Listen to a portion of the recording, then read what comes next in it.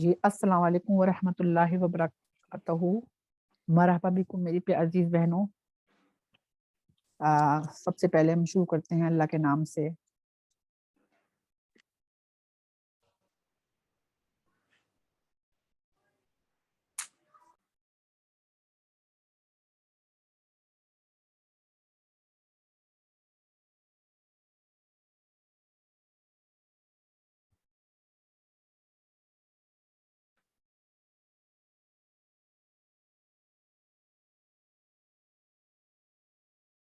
بجی آواز نہیں آ رہی آپ کی۔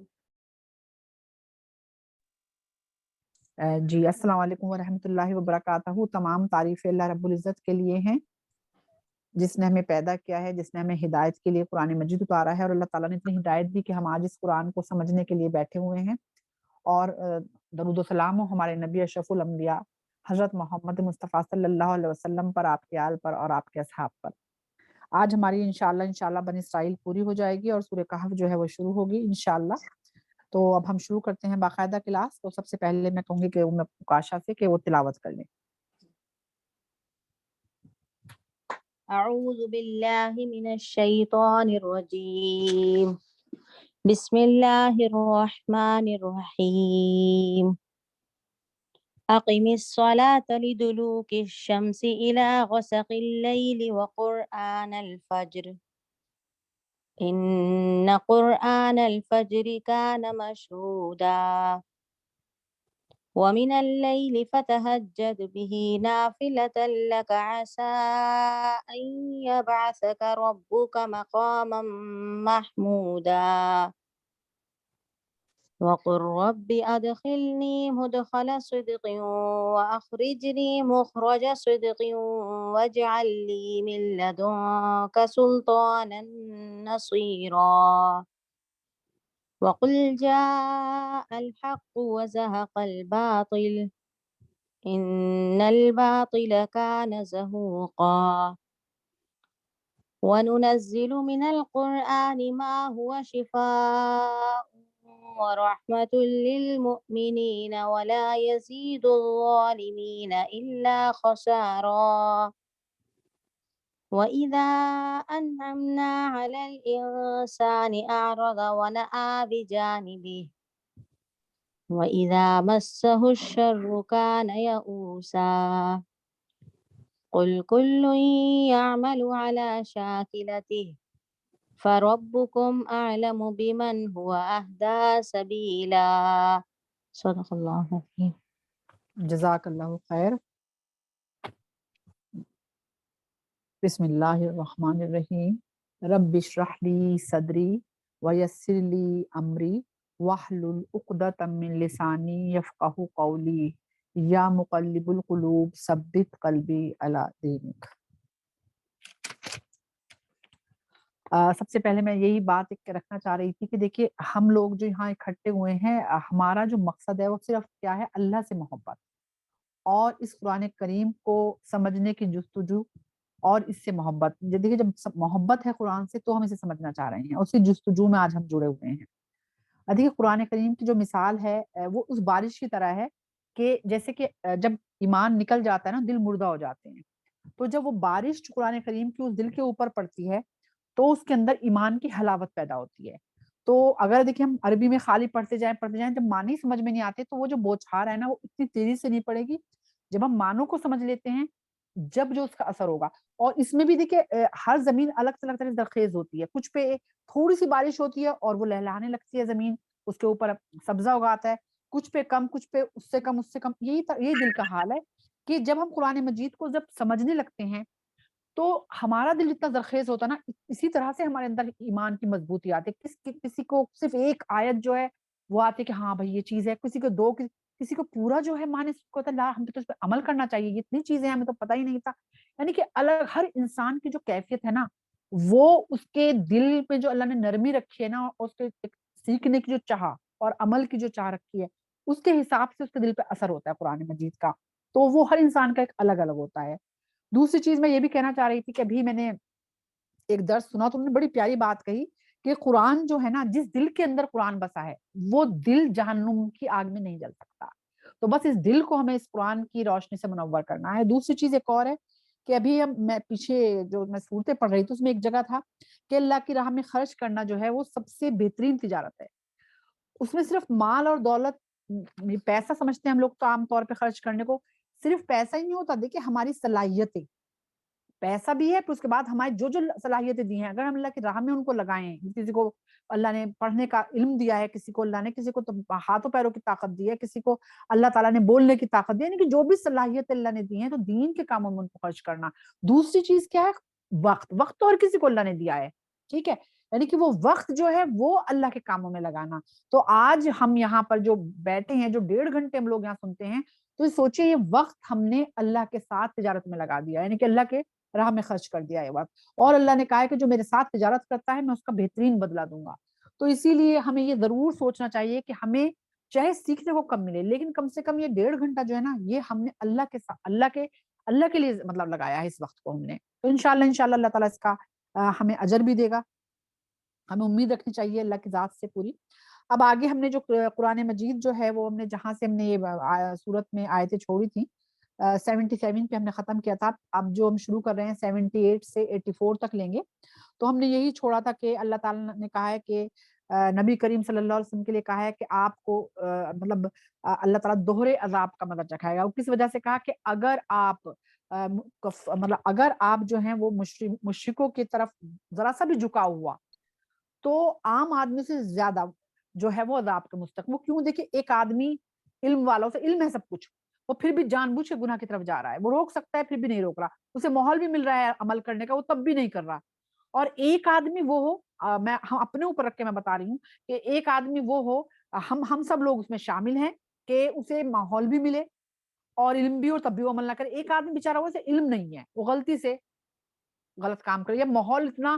ایسے ماحول میں ہے کہ وہ پوری طرح پہ دین پہ عمل نہیں کر پا رہا، کوشش پوری کر رہا ہے، کوشش میں پوری طرح لگا ہے، یا نفس اس کی اتنی کمزور ہے پر وہ کوشش پوری کر رہا ہے، تو ان میں فرق ہوگا اللہ کے ہاں، ٹھیک ہے، یعنی کہ ایک انسان ماحول بھی ہے، علم بھی ہے، وہ کر بھی سکتا ہے پھر بھی نہیں کر رہا، ایک انسان کوشش میں تو لگا ہے دن رات، اسے علم نہیں ہے یا پھر اس کی نفس اتنی کمزور ہے کہ نہیں کر پا لیکن کوشش وہ پوری کر رہا ہے اپنی، اللہ کو تو پتہ ہے نا دل کا حال، تو دونوں میں فرق ہوگا اللہ کے ہاں۔ تو ہم یہاں سے آگے ہم لیتے ہیں، اللہ تعالیٰ فرماتے ہیں آیت نمبر 78 ہے کہ آپ زوال آفتاب کے وقت سے رات کی تاریکی تک نماز قائم کیجئے۔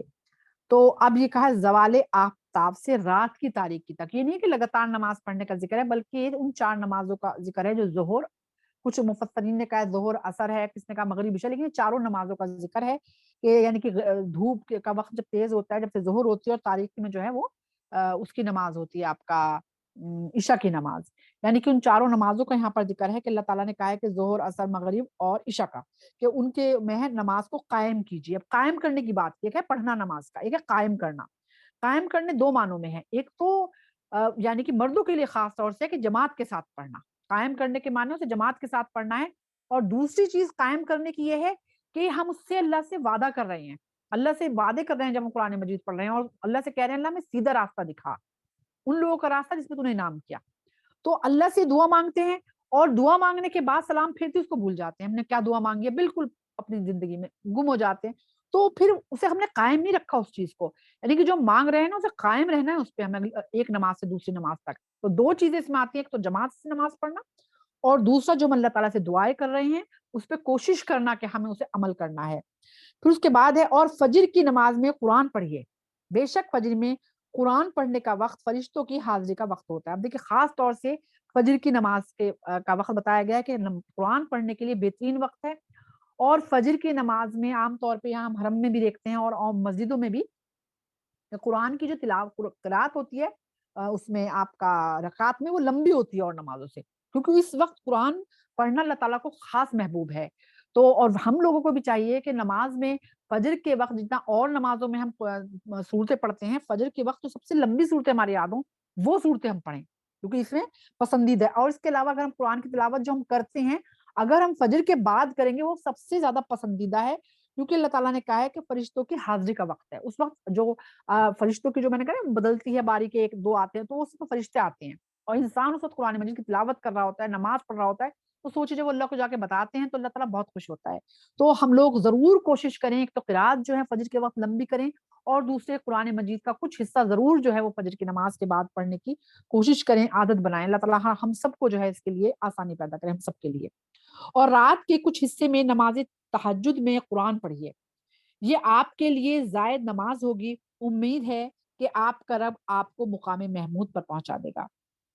अब यहाँ पे नमाज़ तहज्जुद का ज़िक्र आ रहा है, यानी कि ये भी रात की नमाज़ें आपको सबको पता है 2 तिहाई हिस्सा यानी कि जब फजर से पहले होता है और यहाँ पे तिहाई हिस्सा रात का जब गुज़र जाता है, उस वक़्त जो था रसूल अकरम सल्लल्लाहु अलैहि वसल्लम तो पाबंदी से ये नमाज़ पढ़ते थे और ये नमाज़ आप पे वाजिब थी। लेकिन और उम्मत के लिए जो है मुस्तहब है यानी कि नफ़ली नमाज़ है, तहज्जुद की नमाज़ जो है, लेकिन अदर के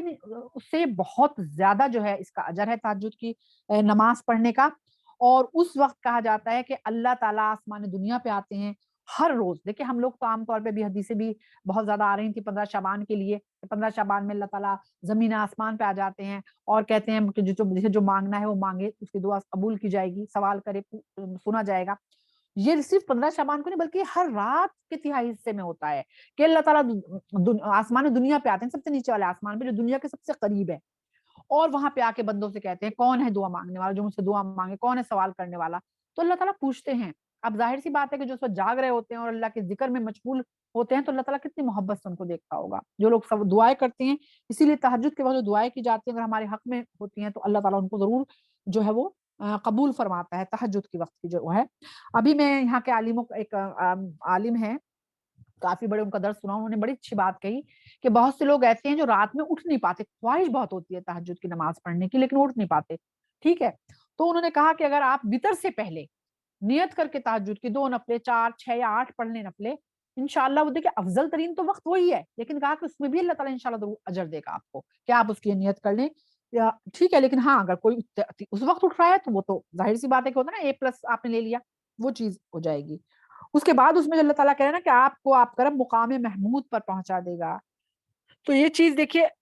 रसूल अकरम सल्लल्लाहु अलैहि वसल्लम को अल्लाह ताला मुकाम महमूद देगा। बहुत से लोगों की गलतफ़हमी ये है कि मुकाम महमूद जो है वो दर्जा है, वो जगह है कि जहाँ रसूल अकरम सल्लल्लाहु अलैहि वसल्लम पूरी उम्मत को बख्शवा लेंगे, किसी ने कुछ भी किया हो। बहुत से लोगों का ये सोच है। मुकाम महमूद वो नहीं है, बल्कि मुकाम महमूद के बारे में मुफ़स्सिरीन ने कहा है, इसे शिफ़ात कुबरा कहा है। और कहा है कि जिस वक़्त हशर का मैदान होगा, पूरी मखलूक अल्लाह ताला की जो है वो जब से पैदा हुई है, जब तक दुनिया है, जब तक रहेगी, तमाम मखलूक उस महशर के मैदान में होगी। इतना बुरा हाल होगा, सूरज जो है वो सवा-अंधेरे पर होगा और हर इंसान कोई अंधा उठ रहा होगा और कोई जो है वो बहरा होगा और कोई किसी का जिस्म जो है जिसने अपने जैसे कि जो तकब्बुर करने वालों के लिए आता है वो चींटियों की शक्ल में होंगे, चींटियों पैरों रोंदे जा रहे होंगे पैरों में। कोई इंसान जो है वो उसने जो कहते हैं ना कि जिसने लोगों का माल मारे होंगे तो वो तोक की शक्ल में लटके हुए होंगे। फिर किसी के हाल ये होगा कि किसी ने दो शादियाँ की हैं और एक बीवी को देखा और दूसरी बीवी को नहीं देखा, तो उसका जिस्म आधा तो सही होगा और आधा ज़मीन में बह रहा होगा और उसको खींच-खींच के चल रहा होगा। किसी ने हराम माल खाया होगा तो उसकी अथड़ी बाहर निकल रही होंगी, पसीने में लोग सराबोर होंगे, मतलब यहाँ तक है किसी के घुटनों तक और किसी के ये और किसी के मतलब कानों नाक तक जो है वो इतना बुरा हाल होगा, लोग परेशान होंगे, तमाम अंबिया के पास जाएँगे और तमाम अंबिया कह देंगे आज हमारा रब बहुत गुस्से में है, हम नहीं जा सकते कहीं। लेकिन रसूल अकरम सल्लल्लाहु अलैहि वसल्लम जब कहा जाएगा कि आप अल्लाह से हमारी सिफारिश कर दीजिए कि अल्लाह ताला हिसाब-किताब का आगाज़ कर दे, तो फिर रसूल अकरम सल्लल्लाहु अलैहि वसल्लम को मुकाम महमूद पे फ़ाइज़ किया जाएगा, इसे शिफ़ात कुबरा कहा है, आप सिजदे में गिर जाएँगे और उस दिन के अल्लाह ताला इन लोगों का हिसाब-किताब कर दे, जो जन्नत में जाने वाले उन्हें जन्नत में भेज दे, जो जहन्नुमी है उन्हें जहन्नुम में डाल दो और फिर अल्लाह ताला आपकी दुआ को सुनेगा और फिर हिसाब-किताब का आगाज़ होगा। ये है मुकाम महमूद। उसके बाद में ये चीज़ होगी ज़रूर रसूल अकरम सल्लल्लाहु अलैहि वसल्लम अपनी मखलूक को देख के सिजदे में गिरेंगे कि अल्लाह ताला सबको लाओ, फिर सबके गुनाह माफ़ होते जाएँगे, लेकिन उसमें कितने हज़ार साल लगेंगे ये किसी को नहीं पता। तो और ये मुकाम महमूद के लिए देखिए हम जो उसके बाद क्या कहते हैं ये जो हम अज़ान होती है और अज़ान के बाद जो हम ख़ास तौर से एक दुआ बताई गई है ना जो अज़ान के बाद पढ़ने की अल्लाहुम्मा रब्बा हाज़िहि दावति ताम्मति ये पूरी दुआ। जो लोग ये दुआ पाबंदी से अज़ान के बाद पढ़ते हैं, तो कहा जाता है इसमें मुकाम महमूद के लिए रसूल अकरम सल्लल्लाहु अलैहि वसल्लम के मुकाम महमूद के लिए दुआ करते हैं, तो इंशाअल्लाह अल्लाह ताला उनको मुकाम महमूद अता करेगा, उसके लिए रसूल अकरम सल्लल्लाहु अलैहि वसल्लम की शफ़ाअत ज़रूरी हो जाएगी। तो ये चीज़ें हैं कि हमें इन चीज़ों को ध्यान देना चाहिए। अब आगे और आप कहिए कि ऐ मेरे रब मुझे उम्दा तरीके से पहुँचाए यानी कि मदीने में। जब आप हिजरत कर रहे हैं उस वक़्त का किस्सा है कि اور مجھے عمدہ طریقے سے مطلب یہ مکہ سے رخصت کر دے، اور تو میرے لیے اپنے پاس سے مدد کرنے والی قوت مہیا کر دے۔ اب یہاں پہ یہ جب رسول اکرم صلی اللہ علیہ وسلم جو ہیں وہ آپ کو ہجرت کرنی پڑ رہی ہے، مشرکین نے جتنا مطلب مسلمانوں کا جو ہے جینا اتنا حرام کر دیا کہ آپ کو ہجرت کرنی پڑے، اللہ کا حکم ہوتا ہے اور آپ اللہ کے حکم سے ہجرت کر رہے ہیں۔ آپ سوچے وہ جگہ جہاں پیدا ہوئے پلے بڑے، آپ کا گھر ہے وہاں پہ، آپ کی 2 بیٹیاں وہیں موجود ہیں، سب کچھ وہیں آپ کا موجود ہے، آپ کے بچوں کی قبر، آپ کی بیوی کی قبر، سب کچھ وہیں پہ موجود ہے، اور آپ کو وہ شہر چھوڑ کے جانا پڑ رہا ہے۔ تو آپ اور سب سے بڑھ کے خانہ کعبہ وہاں پر ہے جس سے آپ کو دلی محبت تھی،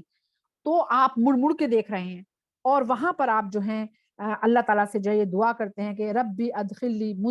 مدخل صدق واخرجنی مخرج صدق واجعل لی من لدنک سلطانا نصیرا۔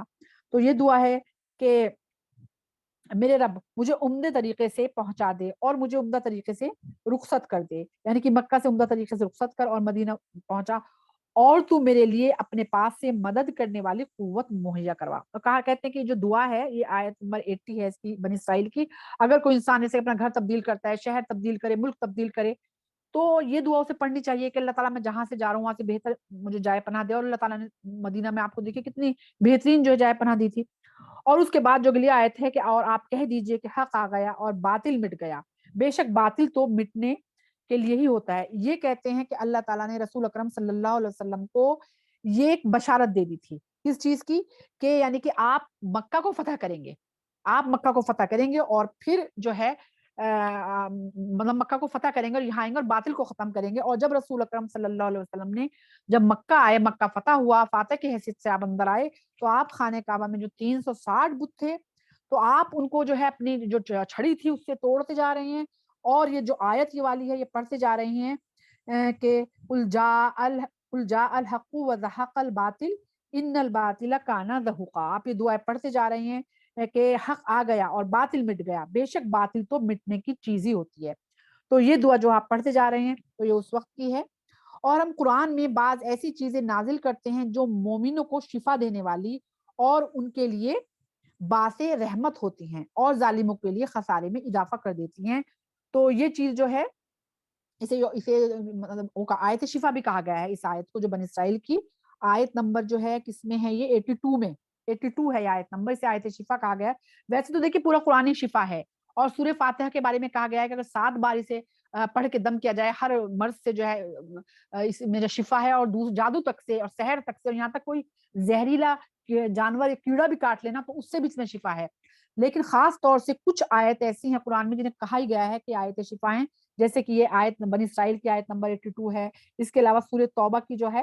آیت نمبر 14 ہے، سورہ یونس کی آیت نمبر 57 ہے، سورہ نحل کی آیت نمبر 69 ہے، سورہ شورا کی آیت نمبر 80، اور سورہ حامیم سجدہ کی جو ہے آیت نمبر 44 ہے۔ ان آیت شفا کہا گیا ہے۔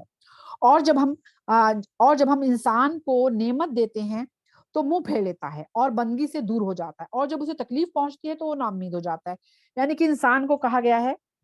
خاص طور سے مشرکوں کو کہا جا رہا ہے کہ جب ان کو اللہ تعالیٰ نعمتیں دیتے ہیں تو وہ سوچتے ہیں کہ ہم نے خود کمائی ہیں، یعنی کہ کوئی اللہ کا شکر نہیں ہوتا، کوئی شکر نہیں کرنے والے ہوتے، وہ سوچتے ہیں کہ یہ تو ہمیں ملنی تھی، ٹھیک ہے، اور شکر بھی کرتے ہیں تو اللہ تعالیٰ کے جو انہوں نے شریک بنائے ہوئے ان کا کرتے ہیں۔ اور آج بھی یہی حال ہے، اگر آج وہ تو مشرک تھے، آج ہم مسلمانوں کو دیکھیں کہ جب اللہ تعالیٰ کی نعمتیں ان آ رہی ہوتی ہیں تو وہ اس وقت بھولے ہوئے ہوتے ہیں، اللہ کو مگن ہوتے ہیں ان نعمتوں میں کہ مال ہے، دولت ہے، عہدہ ہے، بھول جاتے ہیں اللہ تعالیٰ، کوئی شکر ادا نہیں کرتے۔ ہاں جب پریشانی آتی ہے تب اللہ تعالیٰ یاد آتے ہیں، اور جب اسے تکلیف پہنچتی ہے تو نا امید ہو جاتا ہے مشرک، یعنی کہ جب تکلیفیں پہنچتی ہیں تو پوری طرح سے نا امید ہو جاتا ہے کہ ہائے یہ میرے ساتھ کیوں ہو گیا، اللہ تعالیٰ نے یہ میرے ساتھ کیوں کر دیا ہے، تو پھر وہ جو ہے اس طرح کی باتیں کرتا ہے۔ لیکن مومن جو ہے اس کا معاملہ الگ ہے، جب اللہ تعالیٰ نوازتا ہے تو وہ شکر ادا کرتا ہے، اور جب اللہ تعالیٰ نعمتوں سے محروم کر دیتا ہے تو وہ صبر کرتا ہے، یعنی کہ ہر حال میں اس کا فائدہ ہی فائدہ ہے، شکر کرتا ہے تب اجر، اور صبر کرتا ہے تو تب اجر۔ آپ کہہ دیجئے کہ ہر شخص اپنے طریقے کے مطابق عمل کرتا ہے، بس آپ کا رب خوب جانتا ہے کہ سب سے زیادہ سیدھی راہ کون سی ہے۔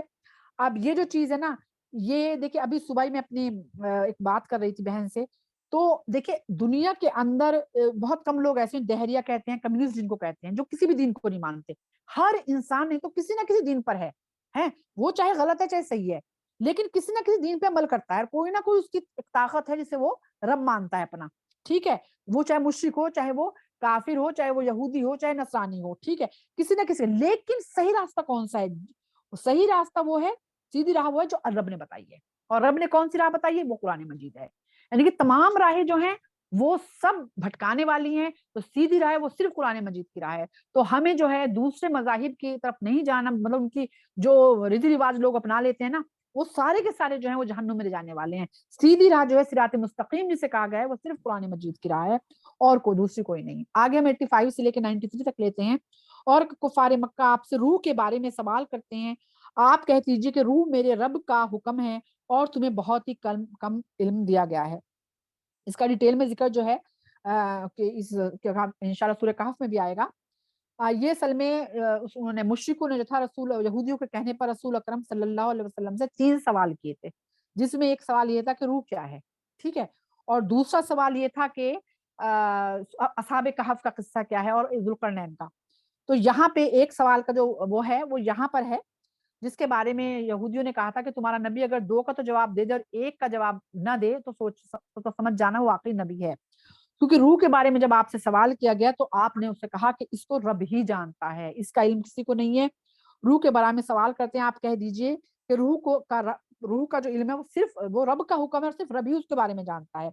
और इंसानों को उसका इल्म ही नहीं है, क्योंकि इतना कम इल्म इंसानों को दिया है अल्लाह ताला ने। तो मतलब वो पहचान ही नहीं सकते। इसके बारे में कई, मतलब कुरान मजीद में कई जगह जो है, वैसे तो जिब्रील अमीन को भी रूह कहा गया है, लेकिन यहाँ पे जो जिक्र है ना वो उस रूह का है जो जिस्म इंसानी में फैली हुई है। जैसे अगर रूह ना हो तो इंसान का जिस्म में आंख, पैर, हाथ सब कुछ दिखाई देगा, लेकिन वो किसी काम का नहीं होगा, वो बेजान होगा। इसकी मिसाल और उस रूह का ताल्लुक अल्लाह से कैसे, देखिए इसकी मिसाल इस तरह समझ सकते हैं हम कि एक बल्ब है, ठीक है, लेकिन वो ऑन नहीं है। बल्ब है, तार भी जा रहे हैं उसके, सब कुछ दिखाई दे, लेकिन वो जल नहीं रहा है। लेकिन जैसे स्विच को हम ऑन करेंगे ना तो बल्ब में करंट आएगा और रोशनी हो जाएगी। तो वो जो स्विच है ना वो रूह है, और वो जो बल्ब है वो जिस्म है। यानी कि जैसे ही वो कनेक्ट होगा उससे तो उसके अंदर रोशनी हो जाएगी। लेकिन अगर लाइट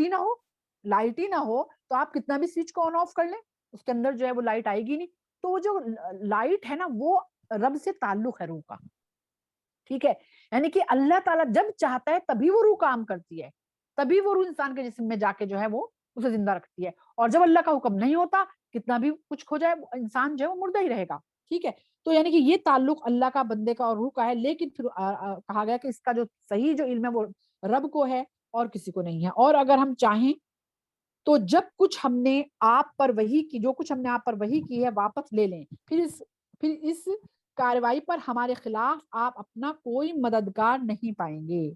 मगर आपके रब की तरफ से रहमत है कि ऐसा नहीं किया। बेशक आप पर उसका बहुत बड़ा फजल है। रसूल अकरम सल्लल्लाहु अलैहि वसल्लम से कहा जा रहा है कि अल्लाह का ही आपके ऊपर ये फजलो करम है, अल्लाह ताला का, कि जो कुछ अल्लाह ने वही नाजिल की, क्योंकि आप उम्मी थे लेकिन अल्लाह ताला ने उसे याद रख पाया। ये अल्लाह का फजल है आपके ऊपर। आप कह दीजिए कि अगर तमाम इंसान और जिन इकट्ठे होकर इस कुरान जैसा लाने की कोशिश करें तो उस जैसा नहीं लाएंगे, चाहे वो एक दूसरे के मददगार बन जाएं। यानी कुरान करीम एक मोजज़ा है। और अल्लाह ताला ने चैलेंज किया, पहले कुछ आयतों में कहा कि 10 आयतें लाने लाएं तो नहीं ला सकते, फिर आया सिर्फ एक ही आयत मिलके सारे लाना चाहें तो नहीं ला सकते। तो ये चीज जो है यहाँ पर भी कही गई है। और हमने लोगों की हिदायत के लिए इस कुरान में हर किस्म की मिसालें बयान की हैं, लेकिन अक्सर लोगों ने इनकार किया। यानी कि इसके अंदर अल्लाह ताला ने किसकी मिसाल नहीं, मच्छर तक की दी है, और उसकी भी दी है, मच्छर की दी है, आपके ये क्या होते हैं मकड़ी की दी है। अल्लाह ताला ने कितनी चीजों की मिसालें दी हैं समझाने के लिए। लेकिन जो लोग यकीन रखने वाले हैं वो बिना मिसालों के भी ईमान ले आते हैं, और जिन्हें ईमान नहीं लाना है और कितनी भी मिसालों से समझा उनको कुछ समझ में नहीं आता। और काफिरों ने कहा कि हम तुम पर हरगिज ईमान नहीं लाएंगे। रसूल अकरम सल्लल्लाहु अलैहि वसल्लम से कह रहे हैं, यहाँ तक कि तुम जमीन से अब ये लोग जो हैं क्या कह रहे हैं, मोजे देखने की बातें कर रहे हैं जो मुश्रिक थे मक्का के। अब क्या कह रहे हैं कि यहाँ तक तुम जमीन से हमारे लिए एक चश्मा न जारी कर दो, यहाँ तक के, या खजूरों और अंगूरों का तुम्हारा कोई बाग हो जिसके दरमियान से नहरें जारी करके दिखा दो, या जैसा कि कहते रहते हो कि तुम पर आसमान के टुकड़े गिरा दो, हम पर यानी कि आसमान के टुकड़े गिरा दो, यानी कि कहा करते ना कि अजाब आएगा तो कि तुम हम पे आसमान के यानी कि अजाब ले आओ हमारे लिए, या अल्लाह और फरिश्तों के हमारे सामने लाकर खड़ा कर दो, या तुम्हारा कोई सोने का घर हो, या आसमान पर तुम चढ़ जाओ, और सिर्फ आसमान पर तुम्हारे चढ़ जाने से ही हम ईमान नहीं ले आएंगे, यहाँ तक कि तुम हमारे लिए कोई किताब उतार लाओ, यानी कि सिर्फ आसमान पे नहीं जाओ बल्कि वहां से कोई पूरी की पूरी किताब हमारे लिए लेकर आओ जिसे हम पढ़ें। آپ کہہ دیجئے کہ میرا رب تمام عیوب اور نقوص سے پاک ہے، میں تو صرف ایک انسان ہوں جسے اللہ نے اپنا پیغمبر بنا کے بھیجا ہے۔ اب رسول اکرم صلی اللہ علیہ وسلم صاف کہا کہ جو تم میرے سے فرمائشیں کر رہے ہو نا معجزوں کی، تم یہ لے آؤ اور یہ کر دو اور یہ کر دو، میں صرف اللہ کا ایک بندہ ہوں، اللہ نے مجھے چن لیا ہے پیغام پہنچانے کے لیے، اور اللہ تعالیٰ تمام عیوب سے پاک ہے۔ یعنی کہ آپ نے کہہ دیا کہ معجزوں کی مطلب اللہ چاہے تو کر سکتا ہے، میرے ہاتھ میں ایسا کچھ نہیں ہے۔ اس کے بعد ہم آگے لیتے ہیں آیت نمبر 94 سے 100 تک۔ اور لوگوں کے پاس جب ہدایت آئی تو انہیں ایمان لانے سے صرف ان کی اس بات نے روک دیا کہ کیا اللہ نے ایک انسان کو اپنا پیغمبر بنا کر بھیجا ہے؟ آپ کہہ دیجئے کہ اگر زمین پر رہنے والے فرشتے ہوتے جو سکون و اطمینان کے ساتھ اس پر چلتے پھرتے تو ہم آسمان سے فرشتے کو پیغمبر بنا کر بھیجتے۔ اب یہاں پہ اللہ تعالیٰ کہہ رہے ہیں کہ تمہیں حیرت ہو رہی ہے کہ انسان کو جو ہم میں چلتا پھرتا ہے اسے کیسے پیغمبر بنا دیا؟ تو اللہ تعالیٰ کہہ رہے ہیں کہ اگر فرشتے یہاں فرشتے اگر جو دنیا میں رہتے تو میں فرشتوں کو بناتا۔ یعنی کہ مین چیز یہ ہے کہ اللہ تعالیٰ کو نبیوں سے بنانا جو تمہارے بیچ میں رہنے والا ہوتا، تمہارے جیسا انسان ہوتا، کیونکہ جب وہ اس قرآن کے حساب سے زندگی گزار کے دکھاتا تو تمہیں اسے فالو کرنا آسان ہوتا کہ ایک انسان یہ سب کر سکتا ہے۔ کیونکہ اگر اللہ تعالیٰ کسی اور مخلوق کو اتار دیتا اور وہ قرآن کے ذریعے زندگی گزار کے دکھا دے تو تم یہ کہہ سکتے تھے کہ وہ تو فرشتے تھے، کر سکتے تھے، انسان نہیں کر سکتا۔ تو اس کے بارے میں سورہ بقرہ میں بھی جو ہے اس میں سورہ بقرہ میں بھی اللہ تعالیٰ نے جو ہے صاف کہہ دیا ہے کہ جیسا کہ ہم نے تمہاری رہنمائی کے لیے تم میں سے ہی ایک رسول بھیجا جو ہماری آیتیں تمہیں پڑھ کر سناتا ہے اور تمہیں پاک کرتا ہے اور قرآن اور سنت کی تعلیم دیتا ہے۔ یعنی کہ ظاہر سی بات ہے کہ ہمارے بیچ میں ایک آدمی ہے جو ہم جیسا ہی ہے، ہمارے اس کی بات ہمارے زیادہ سمجھ میں آتی ہے۔ اگر کسی اور دنیا کا آدمی آ کے کچھ سمجھائے گا وہ ہماری سمجھ میں نہیں آئے گا۔ تو وہی اللہ تعالیٰ یہاں سمجھانے کی کوشش کر رہے ہیں۔ آپ کہہ دیجئے کہ میرے اور تمہارے درمیان اللہ کی ذات بحیثیت گواہ کافی ہے، وہ بے شک اپنے بندوں سے خوب باخبر ہے اور انہیں اچھی طرح دیکھ رہا ہے۔ اب یہاں پر رسول اکرم صلی اللہ علیہ وسلم کہہ رہے ہیں کہ جو یہ لوگ کہا کرتے تھے یعنی کہ تم نبی نہیں ہو، تم کیسے نبی ہو سکتے ہو، تم تو ایک عام انسان ہو، ہمارے بیچ میں رہنے والے، سردار بھی نہیں ہو، مال و دولت بھی نہیں ہے، پڑھے لکھے بھی نہیں ہو۔ تو رسول اکرم صلی اللہ علیہ وسلم کے ذریعے اللہ تعالیٰ کہلوا رہے ہیں کہ اللہ کی ذات کافی ہے یہ ماننے کے لیے کہ آپ نبی ہیں، یہ نہیں مانتے تو اس سے کوئی فرق نہیں پڑتا۔ اور جسے اللہ ہدایت دے وہی ہدایت پاتا ہے، اور جسے وہ گمراہ کر دے آپ ایسے لوگوں کے لیے اس کے سوا دوسرے دوست نہیں پائیں گے۔ اب یہاں پہ وہی چیز آ جاتی ہے کہ اللہ تعالیٰ جسے چاہتا ہے ہدایت دیتا ہے، لیکن بات وہی ہے کہ ہوتا اللہ کے اذن سے ہے، لیکن انسان جس چیز کی خواہش رکھتا ہے اللہ تعالیٰ وہی راہ اس کے لیے آسان کر دیتا ہے۔ اور ہم انہیں قیامت کے دن ان کے چہروں کے بل اکٹھا کریں گے۔ چہروں کے بل یعنی کہ اللہ تعالیٰ نے کافروں کو چہروں کے بل گھسیٹ کر لایا جائے گا جہنم میں۔ اس کا سورہ قمر میں بھی اس کا ہمیں ذکر ملتا ہے کہ جس دن کفار جہنم میں اپنے چہروں کے بل گھسیٹے جائیں گے۔ اللہ تعالیٰ سب کو جو ہے ہر طرح سے مطلب حفاظت میں رکھے، اللہ تعالیٰ سب کو جنت الفردوس میں جگہ دے، جہنم کے ہر عذاب سے اللہ تعالیٰ بچائے ہم سب کو۔ در حقیقت وہ اندھے اور گونگے اور بہرے ہوں گے۔ دنیا میں بھی وہ حق کی بات نہ سنتے تھے، نہ دیکھنے کو تیار تھے کچھ، نہ سننے کو تیار تھے، اور حق کے لیے بولنے کو بھی تیار نہیں تھے۔ اور آج بھی دیکھیے، آج بھی یہ تو مشرکوں کے لیے کہا جا رہا ہے، لیکن آج ہم دیکھیں اپنے بیچ میں کہ بہت سے لوگ ہیں دیکھ رہے ہیں گناہ ہو رہا ہے، سب کچھ ہو رہا ہے، اگر اپنے لوگ ہیں تو چپ رہیں گے، ہاں دوسرا کوئی غلط کرے گا تو بول دیں گے، اور دوسرے انہیں بتایا جا رہا ہے یہ چیز غلط ہے تو بہرے بن جاتے ہیں، بالکل ایسے کچھ سنائی نہیں دے رہا ان کو، جو کرنا ہے وہ کرتے رہتے ہیں لوگ۔ تو یہی کہا جا رہا ہے کہ وہاں پر بھی اندھے گونگے اور بہرے ہو کر ہی اٹھیں گے، ان کا ٹھکانہ جہنم ہوگا۔ جب بھی اس کی آگ دھیمی ہوگی ہم ان کے لیے اس کی تپش کو بڑھا دیں گے۔ اللہم اجرنا من النار، اللہم اجرنا من النار، اللہم اجرنا من النار۔ انہیں یہ بدلہ اس کا ملے گا کہ انہوں نے ہماری آیتوں کا انکار کیا تھا اور کہتے تھے کہ جب ہم ہڈیاں اور چورا ہو جائیں گے تو کیا ہم دوبارہ ہمیں تخلیق کے ذریعے اٹھایا جائے گا، یعنی کہ وہ اللہ کی جو آیتیں تھیں تو ان کو جھٹلایا کرتے تھے۔ کیا وہ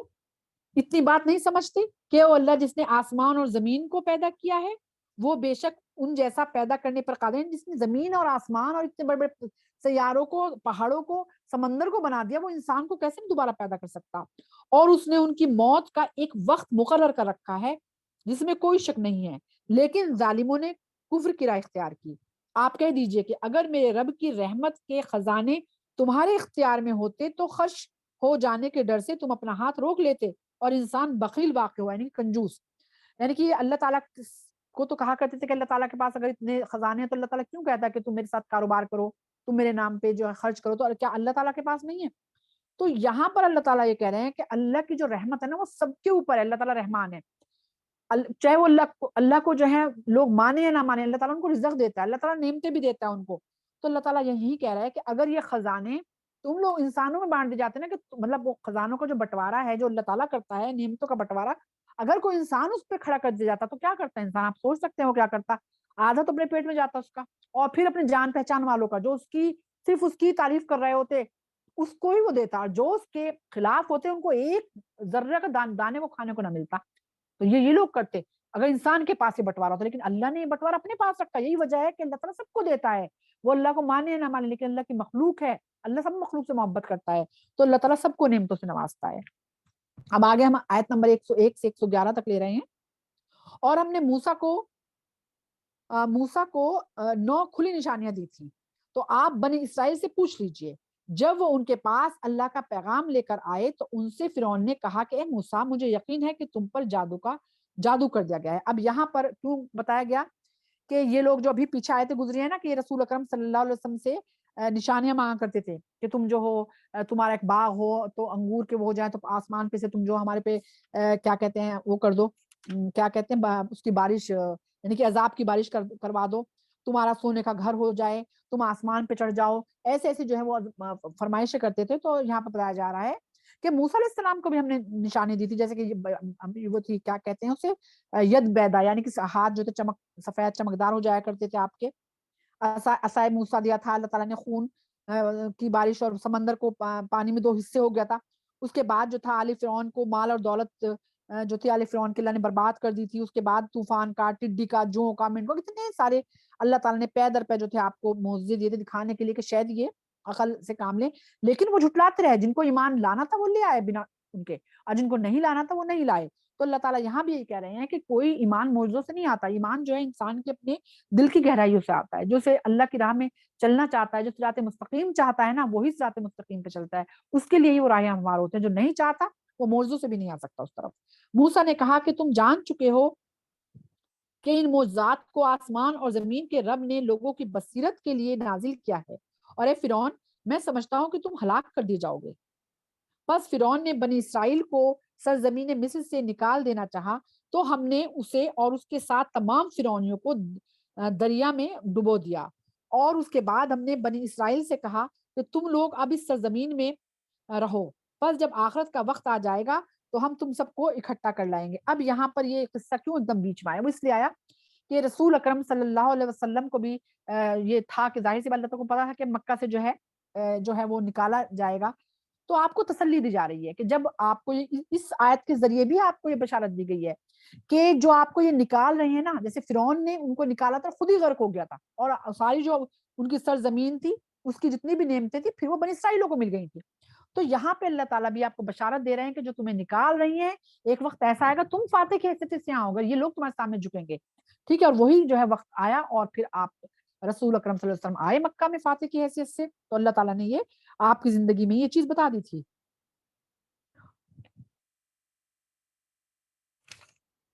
اس کے بعد اللہ تعالیٰ کہہ رہے ہیں اور ہم نے اس قرآن کو حق کے ساتھ نازل کیا ہے اور وہ برحق نازل ہوا ہے، اور ہم نے آپ کو صرف اس لیے بھیجا ہے تاکہ آپ لوگوں کو جنت کی خوشخبری دیں اور جہنم سے ڈرائیں. یعنی کہ جو قرآن ہے تو حق پہ ہے، اس میں کوئی وہ نہیں ہے کہ کوئی بھی کمی بیشی ہو. ہم نے تمہیں اس کے اندر جو خوشخبری ہے وہ، اور جو اللہ تعالیٰ نے بتایا ہے کہ تم یہ نہیں کرو گے تو جہنم، اس سے ڈرانے کے لیے ہم نے تمہیں بھیجا ہے. اور ہم نے اس قرآن کے حصے کر دیے ہیں تاکہ آپ لوگوں کو اسے آہستہ آہستہ پڑھ کر سنائیں، اور ہم نے اسے مطلب ایک سلسلے کے ساتھ اتارا ہے. تو دیکھیں قرآن تو اللہ تعالیٰ نے دنیا بننے سے پہلے ہی جو ہے قرآن لوح محفوظ پہ لکھ دیا گیا تھا، لیکن اللہ تعالیٰ نے رسول اکرم صلی اللہ علیہ وسلم پہ جب اتارا تو وہ تھا نا کہ شب قدر کی رات تھی جب اللہ تعالیٰ نے حضرت جبریل علیہ کے ذریعے جو ہے حصے مطلب جب اتارنا شروع کیا تھا، جو حصے مطلب سلسلے سے نہیں ایک دم پورا کا پورا قرآن نازل کیا تھا، بلکہ وقت اور حالات کے حساب سے اللہ تعالیٰ نے اتارا. کبھی کوئی وقت تھا تو توحید کے بارے میں بتایا، تو کبھی جہنم سے ڈرایا، کبھی جنت کی بشارت دے دی، تو کہیں پوری کی پوری شریعت نازل کی، تو کہیں رسول اکرم صلی اللہ علیہ وسلم اور مومنین جب بہت زیادہ غم سے نڈھال تھے، مشرک ستا رہے تو آپ کو تسلی دینے کے لیے کہ حساب سے اتارا اللہ تعالیٰ نے. اور یہ 23 سالوں تک جو ہے اترا ہے، 23 سالوں میں جو ہے پورا قرآن جو ہے وہ مکمل طور پہ اترا. آپ کہہ دیجئے کہ تم لوگ اس پر ایمان لاؤ یا نہ لاؤ، بے شک جن لوگوں کو اس سے پہلے علم دیا گیا تھا جب ان کے سامنے اس کی تلاوت کی جاتی ہے تو وہ ٹھڈیوں کے بل سجدے میں گر جاتے ہیں. اچھا ایک اور چیز ہے، یہ جو کہا گیا نا قرآن جو ہے وہ हक के साथ नाजिल हुआ है। तो मेरे ज़हन में आई थी कि किताबें होती हैं ना आम तौर पे जो उसके ऑथर होते हैं ना वो लिखते हैं कि इसमें अगर कोई कमी है तो वो हमें बताई जाए, तो हम उसे वो करेंगे मतलब सही करने की। लेकिन कुरान में नहीं ये कहा गया, क्योंकि अल्लाह ताला की किताब है, इसमें शक वाली बात ही नहीं है। अल्लाह ने इसीलिए सूरह बकरा में कहते हैं ला रैब फीह, इसमें कोई शक नहीं है। और जिसने शक किया है तो वो तो फिर ईमान ही नहीं है उसका। तो इसमें अल्लाह ताला ने हक और बातिल को बिल्कुल खोल-खोल के हर तरह से बयान कर दिया है कि इंसान जो है बाद में कह ही नहीं सकता कि ये चीज़ तो खुले तौर पे बयान नहीं की गई। हर चीज़ जो है वो खोल-खोल के अल्लाह ताला ने इसके अंदर बयान कर दी है कि क्या हक है और क्या बातिल है। ठीक है। अच्छा, अब यहाँ पे जो मैं ज़िक्र कर रही थी कि जो लोग हैं उनसे जिन्हें पहले इल्म दिया गया था, जब उनके सामने इसकी तिलावत की जाती है तो ठुड्डियों के बल सिजदे में गिर जाते हैं। तो मुफस्सिरीन कहते हैं कि आम तौर पे उन लोगों का ज़िक्र है जो उलमा थे पहले, वो और सालिहीन थे, और फिर जिन्होंने इस्लाम कबूल किया, जिसके अंदर जो है नाम आम तौर पे जो आता है वो आता है, क्या कहते हैं उनका, एक तो वो थे अब्दुल्ला बिन सलाम थे जो यहूदी थे, और हज़रत सलमान फ़ारसी थे, और नजाशी, ठीक है, जो यहूदी थे और ये थे नसरानी थे, और उन्होंने फिर ईमान ले आए थे। तो कहते हैं कि इन लोगों के बारे में है, और कहते हैं कि हमारा रब हर ऐब से पाक है, बेशक हमारे रब का वादा पूरा होकर रहता है, और वो ठुड्डियों के बल सिजदे में गिरकर रोते हैं, और कुरान उनके खुशू को और बढ़ा देते हैं। यानी कि वो जब कुरान की तिलावत सुनते हैं तो सिजदे में गिर जाते हैं, यानी कि माथा और ठुड्डी दोनों जो है वो नाक, माथा, ठुड्डी सब जो है अपना जमीन पे लगा देते हैं। ये नहीं कि बादशाह है कोई बड़ा आदमी है, बल्कि जमीन पे जो है अल्लाह के लिए रख देते हैं, और अल्लाह के सामने रोते हैं और गिड़गिड़ाते हैं। ये सिजदे वाली आयत है, तो बाद में जो है आप लोग सिजदा कर लीजिएगा। आप कह दीजिए कि तुम लोग अल्लाह को अल्लाह के नाम से पुकारो या रहमान के नाम से पुकारो, जिस नाम से चाहो उसे पुकारो, तमाम बेहतरीन नाम उसी के लिए हैं। अच्छा, ये आयत इसलिए नाज़िल हुई कि अल्लाह ताला के तो सारी सिफाती नाम अल्लाह ताला के हैं, जो भी अल्लाह की कुदरत है उसके। तो रसूल अकरम सल्लल्लाहु अलैहि वसल्लम, एक बार हज़रत इब्न अब्बास रज़ियल्लाहु ताला अन्हु से रिवायत है, अन्हु से, कि एक बार नबी करीम सल्लल्लाहु अलैहि वसल्लम जो थे मक्का में, आपने नमाज पढ़ी, उसके बाद दुआ की और अल्लाह ताला को रहमान के नाम से पुकारा। तो मुशरिकों ने सुन लिया, तो कहा कि ये तो कहते हैं उनका एक ही रब है अल्लाह, ये कौन किसी और को पुकार रहे हैं रहमान करके, तो कोई और भी रब है नहीं किसका। तो यहाँ पे उसके जवाब में ये है आया है कि ये सब अल्लाह के नाम है, रहमान कहो, रहीम कहो, या रऊफ कहो, या फिर उसको जो है रज़ाक कहो, या हय्यू कहो, या कय्यूम कहो, ये सारे अल्लाह ताला के नाम हैं, है नहीं? वो रब वही है। अल्लाह का ताल्लुक जो है दिल से है कि हम किसे पुकार रहे हैं, यानी कि इन नामों से हम किसे पुकार रहे हैं, और इन्हीं नामों से हम अल्लाह के शुक्र को पुकारेंगे तो वो शिर्क हो जाएगा। लेकिन जब हमारे दिल में इन नामों को पुकारते वक़्त अल्लाह होगा, तो ये नाम अल्लाह के लिए हो जाएँगे, यानी कि तमाम जो भी बेहतरीन नाम है वो अल्लाह ताला के लिए हैं। और आप अपनी नमाज़ ना ज़्यादा ऊँची आवाज़ से पढ़िए और ना ही बिल्कुल पस्त आवाज़ से, बल्कि उन दोनों के दरमियान का तरीका इख्तियार कीजिए। ये कहा जाता है कि रसूल अकरम सल्लल्लाहु अलैहि वसल्लम जो थे ऊँची आवाज़ में पहले जब नमाज़ पढ़ाया करते थे, तो जब मुशरिक सुनते थे तो उसका मज़ाक उड़ाया करते थे, नक़ल उतारा करते थे। तो ये कहा गया है। और अगर आप बिल्कुल मतलब नीची आवाज़ में जब पढ़ते थे, ज़ाहिर-सी बात है कि जो आपके साथ नमाज़ पढ़ रहे हैं तो वो सुन नहीं पाते थे। तो यहाँ पे कहा गया है कि वहाँ ये आज के लिए नहीं है, ये आयत उस वक़्त के लिए थी। कि तो कहा गया म्याना आवाज़ रखिए, यानी कि इतनी रखिए कि जो आपके साथ नमाज़ पढ़ रहे हैं वो सुन सकें, ना कि मुश्रिक सुने उस वक़्त, क्योंकि उस वक़्त वो नमाज़ में खलल पैदा किया करते थे उसकी नक़ल उतार-उतार कर। और लेकिन उसके बाद जो है आज के लिए नहीं है, आज हम देखते हैं तो फज्र और इशा और मगरिब, इसमें बाकायदा 2 रकात में बाआवाज़ क़िरात करने का हुक्म है। क़िरात के साथ पढ़ाई जाए, यानी कि मतलब आहिस्ता ना पढ़ाया जाए। ये उस वक़्त के लिए हुक्म था। और आप कह दीजिए कि सब तारीफ़ें अल्लाह के लिए हैं, जिसने अपनी कोई औलाद नहीं बनाई, यानी कि अब अल्लाह ताला की सिफ़ात फिर पे बयान की जा रही हैं, यानी कि इसकी कोई भी औलाद नहीं है, ना आसमान की, और आसमान और ज़मीन की बादशाहत में कोई उसका शरीक नहीं है, और ना आजिज़ी की बुनियाद पर कोई उसका दोस्त है, और आप उसको खूब बड़ाई बयान करते रहिए। यानी कि रब की बता दिया गया कि उसकी कोई ना औलाद है, ना कोई उसके जैसा है, ना उसके साथ कोई उसका साथी है, और आप जो है उसकी बड़ाई बयान करते हैं, हम्दो सना करते रहिए। अभी हमारी अल्हम्दुलिल्लाह बनी इस्राइल की सूरत जो है वो पूरी हो गई है, और अब हम जो है सूरह अल कहफ जो है वो हम शुरू करते हैं इंशाअल्लाह।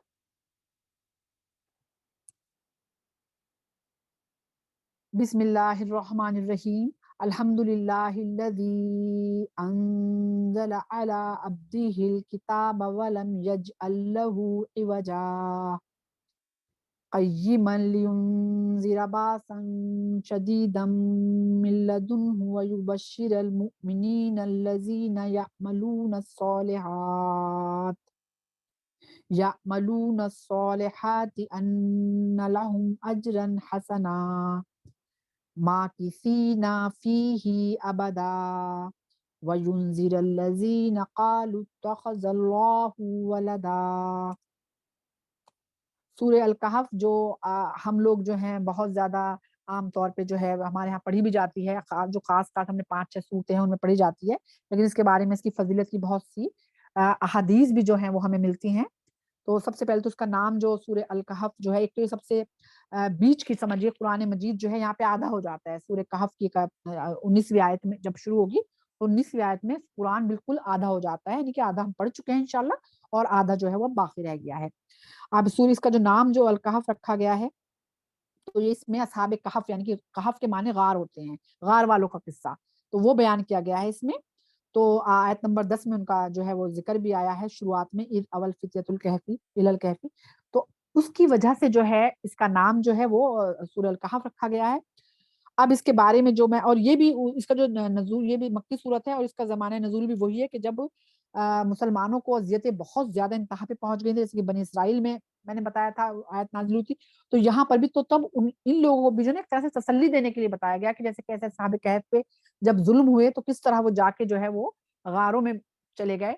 और किस तरह वो रहे, तो ये सारा का सारा जिक्र इसमें किया गया है। और इसका जो जमाने नजूल उसके बारे में आता है कि मक्का मुकर्रमा से कुछ सरदार जो थे, उन्होंने 2 आदमी मदीना मुनव्वरा के यहूदी उलमा के पास ये मालूम करने के लिए भेजे कि तौरात और इंजील में रसूल अकरम सल्लल्लाहु अलैहि वसल्लम की नबूवत के बारे में क्या जिक्र है। तो जो यहूदी उलमा थे उन्होंने कहा कि आप हजरत मोहम्मद सल्लल्लाहु अलैहि वसल्लम के पास जाएं और 3 सवाल करें। अगर वो इन में से 2 के जवाब दे दें और 1 का जवाब ना दें तो समझिए कि वो नबी हैं। तो वो 3 जो सवाल थे, एक सवाल तो भी जो पीछे गुजरा है हमारा वो था कि रूह के बारे में पूछे कि रूह क्या है। फिर एक सवाल उसमें ये था कि उन नौजवानों का वो अजीब वाकया बयान करें जो किसी जमाने में शिर्क से बचने के लिए शहर से निकलकर किसी गार में छुप गए थे, यानी कि असहाबे कहफ। दूसरा उस शख्स का हाल पूछिए जो मशरिक से लेकर मगरिब तक पूरी दुनिया का जिसने सफर किया था। तो ये जो था ये था जुल्करनैन, जो जुल्करनैन थे उनका जिक्र था कि ये पूछिए। और तीसरा वही था जो रूह के बारे में है। तो चुनाचा ये दोनों के दोनों जो मक्का आए और उन्होंने ये सवाल किए और फिर अल्लाह ताला ने वही के जरिए आपको इसके बारे में पूरा का पूरा बता दिया और आपने फिर उन लोगों को बताया। तो ये पूरा का पूरा जो है ज़माना इसका ये मतलब इसका जो है पस मंज़र है। अगर इसकी फ़ज़ीलत की बात करें तो इसे इमाम अहमद, मुस्लिम, अबू दाऊद, तिरमिज़ी और निसाई तमाम जो किताबें हैं, उन्होंने अबू दरदा रज़ियल्लाहु ताला अन्हु से रिवायत किया कि नबी करीम सल्लल्लाहु अलैहि वसल्लम ने इसे फरमाया कि जिसने सूरह कहफ की इब्तदाई 10 आयतें हिफ्ज़ कर ली वो दज्जाल के फितने से महफूज़ हो गया। तो आप देखिए कोई ज्यादा नहीं, सिर्फ 10 आयतों के बारे में इसमें कहा गया है। और हाकिम ने अबू सईद खुदरी रज़ी अल्लाह अन्हु से रिवायत किया है कि नबी करीम सल्लल्लाहु अलैहि वसल्लम ने फरमाया कि जो शख्स जुमे के दिन सूरह अल कहफ की तिलावत करेगा उसके लिए दोनों जुमों के दरमियान एक नूर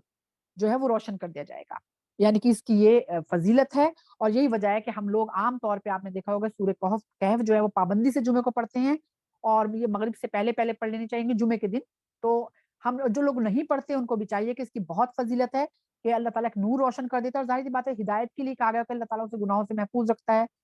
तो ये चीजें जो है हमें पाबंदी से देखिए जिन सूरतों का उसमें मतलब जिक्र ही नहीं है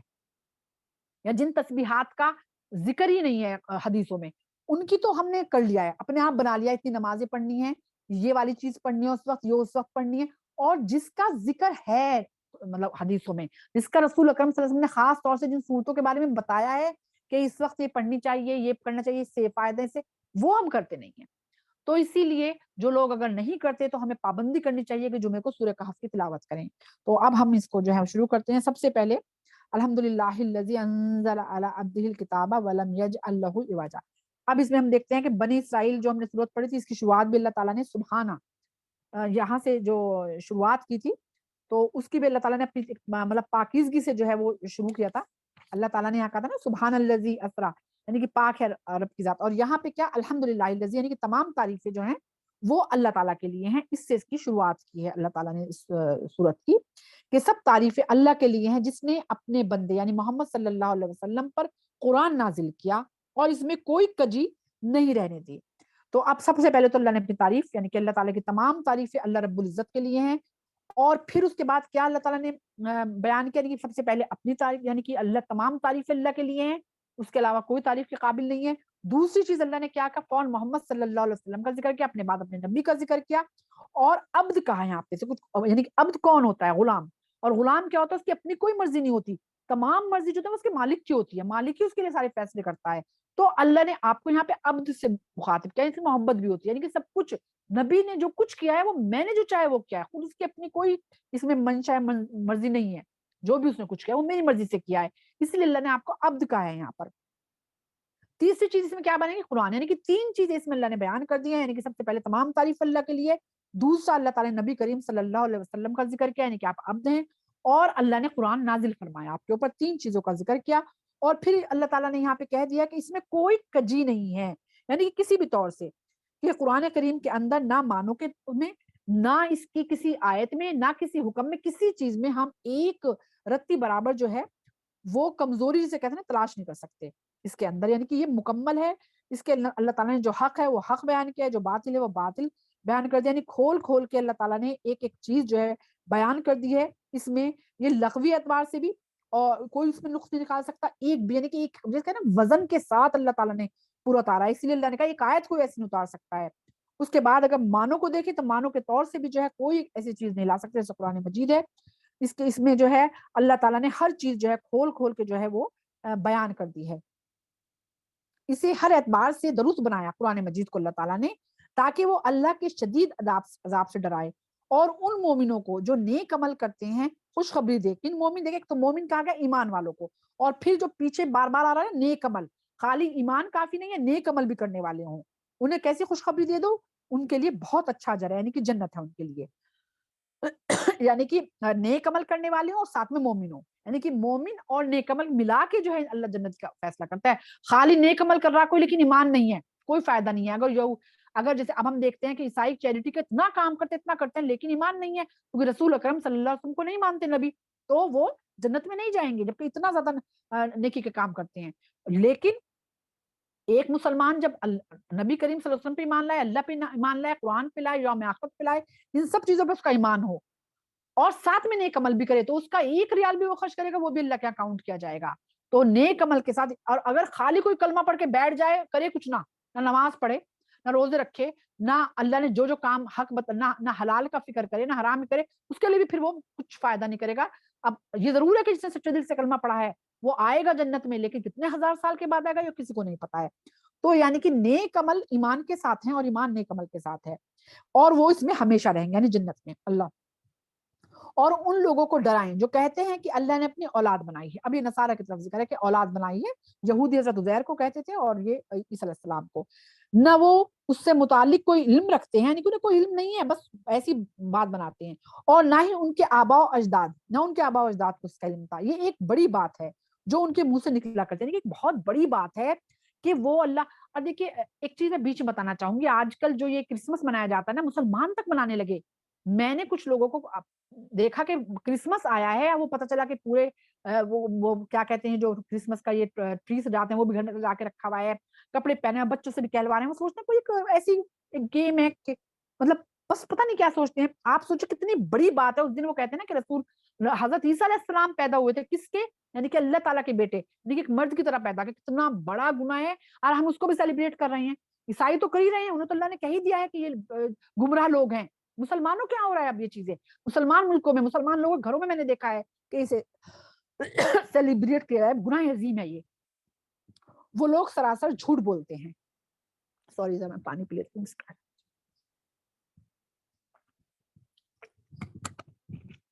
الحمدللہ۔ اور کفار اس قرآن پر ایمان نہیں لائیں گے تو شاید اب ان کے پیچھے غم سے اپنی جان ہلاک کر لیں گے، کیونکہ رسول اکرم صلی اللہ علیہ وسلم نے امت سے بہت محبت کرتے تھے، اور جب وہ ایمان نہیں لا رہے تھے تو ظاہر سی بات ہے آپ کو اتنا غم ہوتا تھا، تو آپ کو کہا جا رہا ہے کہ آپ کو لگتا ہے آپ ہلاک کر لیں گے اپنا آپ کو، اتنے غم کریں گے۔ جو کچھ زمین پر ہے اسے ہم نے اس کی زینت بنایا ہے تاکہ ہم انسان کو آزمائیں کہ ان میں عمل کرنے کے اعتبار سے کون سب سے اچھا ہے، اور جو کچھ اس پر ہے اسے ہم ختم کر کے ایک ہموار میدان بنا دیں گے۔ اب یہاں پہ اللہ تعالیٰ فرما رہے ہیں کہ جو دنیا ہے یہ تو دارالامتحان ہے، اصلیت میں जो दारुल करार है वो तो आखिरत का घर है, ये तो खत्म होने वाली जिंदगी है, या तो कब्र में जाएंगे, खत्म मामला। कितनी भी बड़ी आप मंजिलें खड़ी कर लें, आसमान से मिला दें, आप बुर्ज खलीफा देखिए कहाँ से कहाँ तक पहुंच गया, जिसका वो है वो तो जितनी अल्लाह ने जिंदगी दी कब्र में जाकर सो जाएगा, ठीक है ना, वो कोई साथ थोड़ी लेके जाएगा। तो यही चीज है कि जो दुनिया है ना, तो दुनिया की जीनत है, अल्लाह ने जो बनाई है, दुनिया में जो कुछ बनाया है वो दुनिया की, अगर इस जीनत में कोई इतना ज्यादा मतलब अपने ऊपर हावी कर लिया कि अल्लाह को भूल गया, तो वो सोच ले कि फिर वो उसके लिए आखिरत का घर नहीं है। तो ये इम्तिहान के लिए बनाई है अल्लाह ने, दुनिया में हर तरह की चीजें जीनत बहला दी अल्लाह ने, यानी कि इंसान जिसमें बहक भी जाता है, अल्लाह ने कितनी माल है, दौलत है, फिर नफ्स को जो बरगलाती हैं चीजें वो शैतान ने पैदा कर दी हैं, और इंसान जो है बाबा उस तरफ जाता है। तो ये चीजें जो है ना, ये दुनिया की जो जीनत है ना, ये सब दुनिया में रह जाएगी, और इंसान का इम्तहान है ये। वो ये ना सोचे कि कोई किसी को जितना कुछ मिला हुआ है कि हम तो बड़े भाई, हम तो ये करते हैं, हम तो ये करते हैं, ये करते हैं।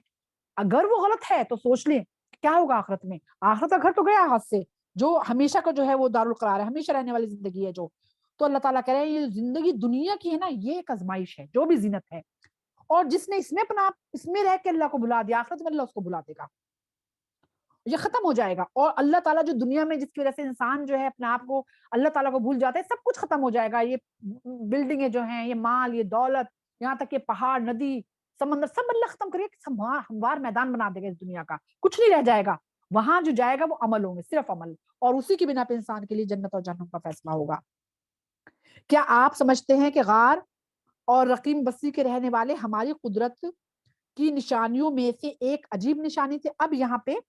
तो थोड़ा सा जिक्र किया गया है असहाबे कहफ का, लेकिन आगे इंशाल्लाह आयत नंबर 13 से इसका जो है बाकायदा डिटेल से शुरू होगा। यहाँ पे सरसरी सा बताया गया है, जब उन नौजवानों ने गार में पनाह ले ली थी और कहा, यानी कि ये एक नौजवान थे, इसका इंशाल्लाह जिक्र जो है पूरा का पूरा मैं आयत नंबर 13 से करूंगी। यहाँ पे एक सरसरी सा जिक्र है कि ये नौजवान थे, और जब उस वक्त बहुत ज्यादा जो है शिर्क फैला हुआ था, और इन्होंने शिर्क करने से इनकार किया और जाके गार में चले गए,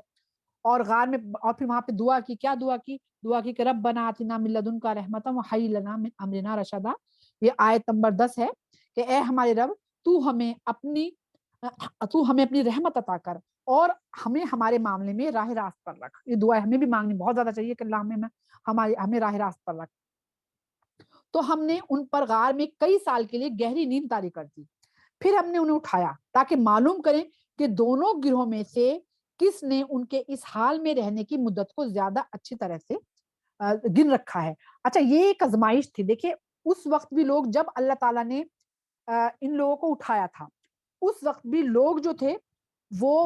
यानी कि जो मौत के बाद जिंदगी है, कि उठाया जाएगा, उस पर यकीन नहीं करते थे। तो अल्लाह ताला ने इनको 309 साल तक सुनाए रखा, और उसके बाद अल्लाह ने उनको जू का तू जिंदा कर दिया, यानी कि ना उनके जिस्म पे कोई असर पड़ा था, ना सेहत पे असर पड़ा था, बिल्कुल जू के तू। ये दिखाने के लिए कि अल्लाह ताला 309 साल के बाद जब इन नौजवानों को खड़ा कर सकता है, तो जो लोग मर जाते हैं उन्हें उठाना अल्लाह के लिए क्या मुश्किल चीज है। यानी कि अल्लाह ताला ने एक उन लोगों को सबक के लिए जो है कहा था। अब ये अगली आयत जो है, इससे पूरा का पूरा किस्सा उनका डिटेल में शुरू होता है, तो इंशाल्लाह हम डिटेल में लेंगे उसको। हम आपको उनका सही वाकया सुनाते हैं। आयत नंबर जो है ये शुरू होती है, अब हमारी आयत नंबर 13 से लेकर आयत नंबर 17 तक शुरू हो रहा है। हम आपको उनका सही वाकया सुनाते हैं। बेशक वो कुछ नौजवान थे जो अपने रब पर ईमान लाए थे, और हमने उन्हें राह रास्त की तरफ ज्यादा हिदायत दी थी। अब ये नौजवान थे, ये कहते हैं कि ये तकरीबन 7 थे, आगे इसका भी जिक्र आएगा तादाद का, कि तो ये ऐसे जमाने में थे जिस वक्त जो बादशाह था उसका नाम था दकियानूस।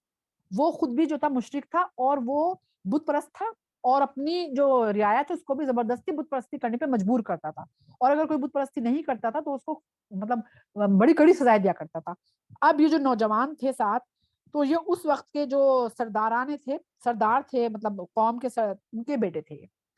तो जब ये ऐसे वहां लाया गया जहाँ बुतों की परस्तिश हो रही थी, लेकिन ये तौहीद पर थे, इन्होंने बुतों की परस्तिश करने से पूरा इनकार कर दिया।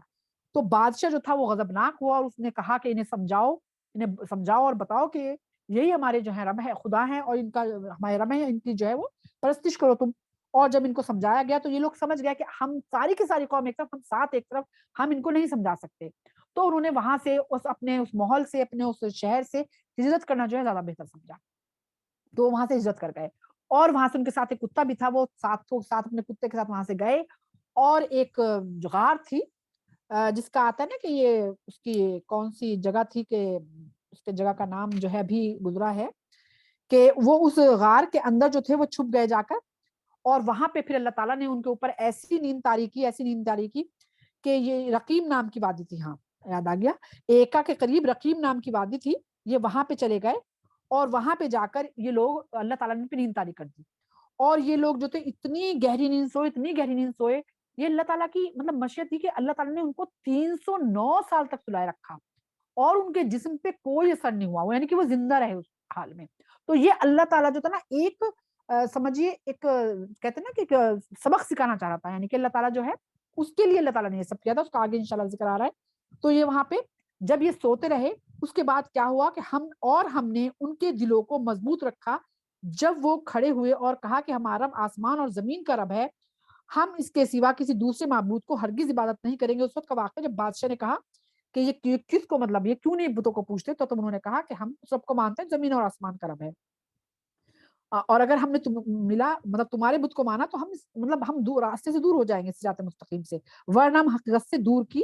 بات کہیں گے, یعنی کہ ہم ان بتوں کو نہیں مان سکتے. ہماری اس قوم نے اللہ کے سوا دوسرے معبود بنا لیے ہیں, تو ان کے معبود ہونے کی کوئی صریح دلیل کیوں نہیں پیش کرتے, بس اس سے بڑھ کر ظالم کون ہوگا جو اللہ کے بارے میں جھوٹ بولتا ہے. اب یہ انہیں نوجوانوں کا قصہ آ رہا ہے جب تک وہ غار میں نہیں گئے تھے, پورا قرآن کے اندر یار.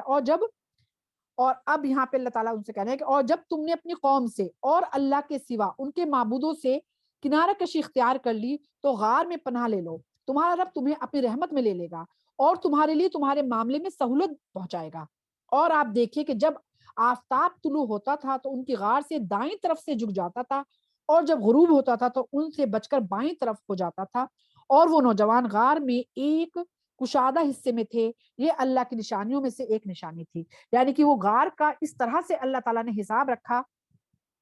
کہ جب دھوپ آتی تھی تو وہ اس طرح سے آتی تھی کہ ان کے جسم پہ نہیں پڑتی تھی, کہ اگر جو ان کے جسم پہ دھوپ پڑتی تو اس کی تپش سے جو تھے وہ نقصان ان کو ہو سکتا تھا. تو جب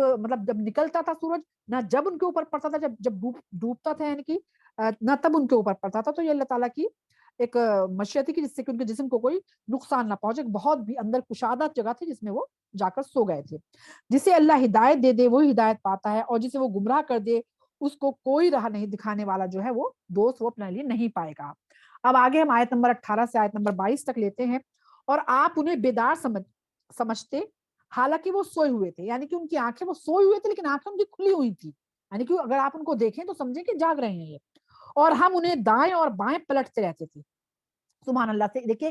کہ یہ نہیں تھا کہ وہ جو ایک ہی بس سمر 300 سال تک سوتے رہتے, تو کہتے ہیں نا بیڈ سور ہو جاتے ہیں انسان اگر جو بالکل ایک اس میں لیٹا رہے. تو یہ بھی اللہ تعالیٰ نے کیا کہ ان کو پلٹ پلٹ بھی یعنی کہ وہ کروٹیں لیتے رہے, یہ نہیں ہو کہ ایک ہی طرف جو ہے وہ سوتے رہے. اللہ تعالیٰ نے ان کا جسم کیونکہ جو کا تو صحیح رکھنا تھا. اور ان کا کتا غار کے دہانے پر اپنے دونوں بازو پھیلائے ہوئے تھا, لیکن دہانے پہ منہ پر جو ہے وہ کتا بیٹھا ہوا تھا. اگر آپ ان کی طرف جھانک لیتے تو ان سے پیٹ پھیر کر بھاگ پڑتے اور ان کی کیفیت دیکھ کر خوف زدہ ہو جاتے. اب یہ بھی اللہ کی مشیت ہے کہ اللہ تعالیٰ نے اس غار کے اندر کا منظر کچھ اس طرح کا بنا دیا, جیسے آج کل کہیں دکھایا جاتا ہے کہ عجیب سی آواز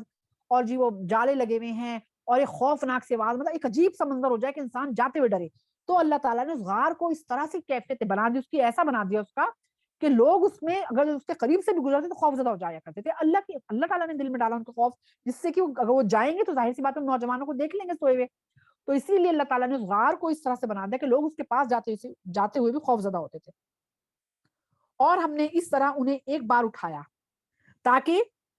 دوسروں نے, اچھا اب اللہ تعالیٰ نے کیا کیا کہ ان کو اٹھایا اور وہ آپس میں ایک دوسرے سے پوچھیں. ان میں سے ایک نے پوچھا, اب جب وہ پھر اللہ نے 309 سال کے بعد ان کو اٹھایا, اب وہ ایک دوسرے کو دیکھنے لگے, انہیں پتہ ہی نہیں وہ کتنے سال سوتے رہے. تو اب ان میں سے ایک نے پوچھا کہ تم سب اس حال میں کتنے دن رہے ہو. اب انہیں نہیں سمجھ میں آ رہے, کبھی کبھی ہوتا ہے نا بہت گہری نیند سوتے ہیں, جب ہم اٹھتے ہیں تو ہمیں یہ نہیں لگتا ہم شام میں اٹھے سویرے اٹھ گئے, اس طرح وہ گہری نیند میں تھے. تو وہ کہہ رہے ہیں کہ کیا ہم کتنے دن سوتے رہے. دوسروں نے جواب دیا کہ ہم ایک دن یا دن کا شاید کچھ حصہ سوتے رہے ہیں. پھر کہا کہ تمہارا رب زیادہ جانتا ہے کہ تم کتنے دن رہے. تم اپنا ایک آدمی چاندی کے اس سکے کے ساتھ شہر بھیجو.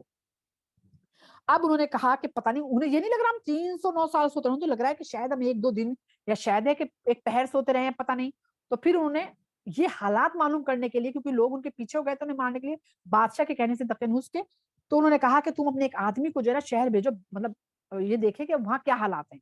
اب انہیں یہ نہیں پتا کہ اتنی صدی گزر چکی ہیں. تو اب انہوں نے چاندی کا سکہ دیکھ کر شہر بھیجو, پس وہ دیکھے کہ وہاں سب سے پاکیزہ کھانا کون سا ہے. اب دیکھیے خاص طور سے یہاں پہ جو مینشن کیا گیا ہے نا وہ کیا گیا ہے پاکیزہ کھانا، کیونکہ جو ایک مومن ہوتا ہے نا وہ ہر چیز پاکیزہ پسند کرتا ہے، وہ حرام کھانا نہیں پسند کرتا، نہ وہ غلیظ کھانا پسند کر سکتا ہے، وہ چاہے وہ کھانا ہو، چاہے اس کی وہ کیا کہتے ہیں کھانا پینا ہو، چاہے وہ کاروبار کرے، چاہے اس کے رشتے ہوں، ہر چیز وہ پاکیزہ پسند کرتا ہے مومن۔ مومن جو ہے غلیظ یا حرام چیز نہیں پسند کرتا، وہ کسی بھی چیز میں ہو، چاہے وہ رشتوں میں ہو، چاہے وہ کاروبار میں ہو، کسی بھی چیز میں ہو، اور نہ کھانے میں پسند کرتا وہ حرام چیز۔ تو اسی لیے یہ خاص طور سے مینشن کیا کہ پاکیزہ کھانا، کیونکہ وہ توحید یہ اللہ پہ ایمان والے جو نوجوان تھے، تو اس میں سے تمہارے لیے کچھ کھانا خرید کر لے آئے اور خاموشی کے ساتھ کام کر لے، یعنی کہ خاموشی سے چھپتے ہوئے جیسے کہ جانا تو دیکھ کے آنا تھا کیا ہو رہا ہے شہر میں، اور کسی کو تمہاری خبر نہ ہونے دے، یعنی کہ کسی کو تمہاری خبر نہ لگے، تم اس طرح چپ چاپ آنا کہ پتہ چلے تم کہاں سے آئے ہو اور کہاں جا رہے ہو۔ اب آگے ہم آیت نمبر کون سی چل رہی ہے، 19 سے چل رہی ہے، ہاں یہاں پہ جو 19ویں جو آیت ہے اس میں ہمارا قرآن جو ہے آدھا ہو چکا، مطلب بالکل ایک طرف ہم آدھا سمجھو الحمدللہ الحمدللہ ثم الحمدللہ آدھا پڑھ چکے ہیں انشاءاللہ، آدھا ہمارا رہ گیا آیت نمبر 19 پہ ہے نا۔ بے شک وہ لوگ اگر تمہیں پا لیں گے تو سنسار کر دیں گے، اب یہ تو اسی دور کو سوچ رہے ہیں کہ وہی دور ہے، یا تمہیں اپنے دین میں داخل کر دیں گے، پھر تو تم کبھی بھی کامیاب نہیں ہوں گے۔ اور اس طرح ہم نے لوگوں کو ان کی خبر کر دی تاکہ وہ جان لیں کہ اللہ کا وعدہ برحق ہے اور یہ کہ قیامت کے آنے میں کوئی شبہ نہیں ہے۔ اب یہ کہ اللہ تعالیٰ کی مشیت کہ جب وہ لوگ آئے اور ظاہر بات سکہ انہوں نے دکھایا تو کس طرح ہوا ہوگا اس کا پورا ذکر نہیں ہے کہ وہ پہچانے کرے، اور یہ اپنے باپ دادا کے زمانے سے نا وہ ایک کہانی سنتے آ رہے تھے کہ 7 نوجوان تھے اور وہ جو تھے توحید پر تھے، اس طرح سے وہ بتوں کو نہیں مانتے تھے، اس طرح پھر غائب ہو گئے تھے، تو وہ سنتے آ رہے جیسے قصہ ہوتے ہیں نا، آج بھی بہت سے قصے ایسے ہیں کہ جو بہت پرانے ہیں، وہ چلے آ رہے تو ان کو پتا تھی یہ چیز، اور جب وہ آئے تو اللہ تعالیٰ نے ان کے دماغ میں ڈال دے کہ وہ پہچان گئے کہ وہی نوجوان ہے جو اتنے 300 سال پہلے غار میں چلے گئے تھے، اور وہ سکے بھی ان کے پاس وہی والے تھے، وہ لباس بھی جو ان کا تھا اسی زمانے کا لباس تھا جو 300 سال پہلے پہنا جاتا ہوگا، تو وہ پہچان گئے ان کو کہ یہ وہی ہے۔ تو یہ اللہ کی مشیت تھی، کیونکہ اس وقت جو لوگ تھے نا وہ بادل موت جو ہے، یعنی کہ باس بادل موت، یعنی کہ اس کے موت کے بعد کی زندگی پہ یقین نہیں کرتے تھے، شبہ کرتے تھے اس میں کیسے کیسے ہو سکتا ہے۔ تو اللہ تعالیٰ کو یہ چیز بھی سکھانی تھی کہ قیامت برحق ہے اور قیامت کے بعد کی زندگی جو ہے وہ بھی برحق ہے، تو یہ اللہ کو دکھانا تھا۔ تو یہ جب ان لوگوں نے پہچان لیا، اور پھر اللہ تعالیٰ کو کیونکہ صرف ایک میسج دینا تھا اس وقت کے لوگوں کو، اور اس کے بعد یہ جو نوجوان تھے ان کی ایک کہتے ہیں نا کہ جو ایک طبی موت ہوتی ہے وہ ہو گئی۔ اس وقت لوگ ان کے معاملے میں آپس میں جھگڑنے لگے، کچھ لوگوں نے کہا کہ تم لوگ ان کے اوپر ایک مکان بنا دو، ان کا رب ان کا حال سے زیادہ واقف ہے۔ جو لوگ ان کے معاملے میں دوسروں پر غالب آ گئے انہوں نے کہا کہ ان کے اوپر ایک مسجد بنا دو۔ اب یہ لوگ تو ظاہر بات ہے کہنے لگے کہ تو بڑے پہنچے ہوئے نوجوان تھے کہ 300 سال سے جو ہے اللہ تعالیٰ نے ان کو زندہ رکھا، اور اب یہ وہ ہوئے ہیں تو بڑے پہنچے ہوئے لوگ تھے۔ اب ان لوگوں نے کیا کیا کہ ایسا ہے تو بڑے وہ لوگ ہیں، اب ان کے جو ہے نا ایک مقبرے بنا دی جائیں، جیسے کہ آج بھی تو بناتے ہیں نا لوگ مقبرے، کہ مقبرہ بنا دیا جائے یا پھر ان کے قبروں کے اوپر مسجد بنا دی جائے جہاں عبادت کی جائے۔ اب اس کے بارے میں جو ہے مفسرین لکھتے ہیں کہ جو پہلے قومیں گزری ہیں نا تو شریک باللہ جو ہے اس میں اسی طرح سے دروازے کھلتے ہیں کہ جب انسان کسی کو بہت ہی اللہ کے قریب سمجھتا ہے نا کہ تو اللہ کے بہت قریب ہے، تو وہ سوچتا ہے کہ اس کے لیے تو کچھ خاص ہو کیا جائے جہاں عبادت کی جائے، تو یہ تو ان کے مقبرے بنا دیے جائیں، ہے نا، یا مزار بنا دیے جائیں ان کے کہ وہاں جا کے دعائیں کی جائے، کیونکہ تو بہت پہنچے ہوئے تھے اللہ کے قریب تھے تو لوگ، یا پھر وہاں پہ مسجد ان کے قبروں پہ بنا دی جائیں کہ عبادت کی جائے وہاں پہ جا کے۔ تو یہیں سے شرک کا دروازہ کھلتا ہے۔ تو یہاں پہ جو اسی طرح شرک کا دروازہ کھلتا ہے، اسی لیے نبی کریم صلی اللہ علیہ وسلم نے شدت کے ساتھ اس کی تردید فرمائی ہے، منع فرمایا اور کہا ہے کہ یہود و نصارہ پر اللہ کی لعنت ہو جنہوں نے اپنے انبیاء اور صالحین کی قبروں پر مسجدیں بنا دی، اور یہ بھی فرمایا کہ جب ان کا کوئی نیک آدمی مر جاتا تھا تو اس کی قبر پر وہ مسجد، یعنی کہ جو بھی ان کی کلیسیا کیا کرتے تھے، جو ان کی عبادت گاہ تھی وہ بنا لیتے تھے، اور اس میں ان کی تصویر بھی لٹکا لیا کرتے تھے، وہی لوگ قیامت کے دن بدترین لوگ ہوں گے۔ اسے جو ہے یہ صحیح مطلب حدیث سے بخاری اور مسلم نے جو ہے روایت کیا ہے، اور آج بھی ہم دیکھیں آج بھی یہی ہو رہا ہے، تو اس زمانے کا قصہ تھا لیکن آج بھی یہی نہیں ہو رہا ہے کہ ہم جن لوگوں کو سوچتے ہیں اللہ کے بہت قریب ہیں تو کیا کرتے ہیں، ان کے مزار بنا دیے جاتے ہیں، وہاں جا جا کے جو ہے وہ چڑھاوے چڑھائے جا رہے ہیں۔ سوچنے والی بات ہے کہ قبر کو کیا چادر کی ضرورت ہے، مطلب سوچنے کی بات ہے، ایک بیچارہ غریب سردی میں ٹھٹر رہا ہوگا اسے نہیں پہنائیں گے چادر، بلکہ قبر کے اوپر ڈال دیں گے چادر، جا کے قبر کو کیا ضرورت ہے چادر کی، ٹھیک ہے۔ تو یہاں سے شرک کا دروازہ کھلتا ہے،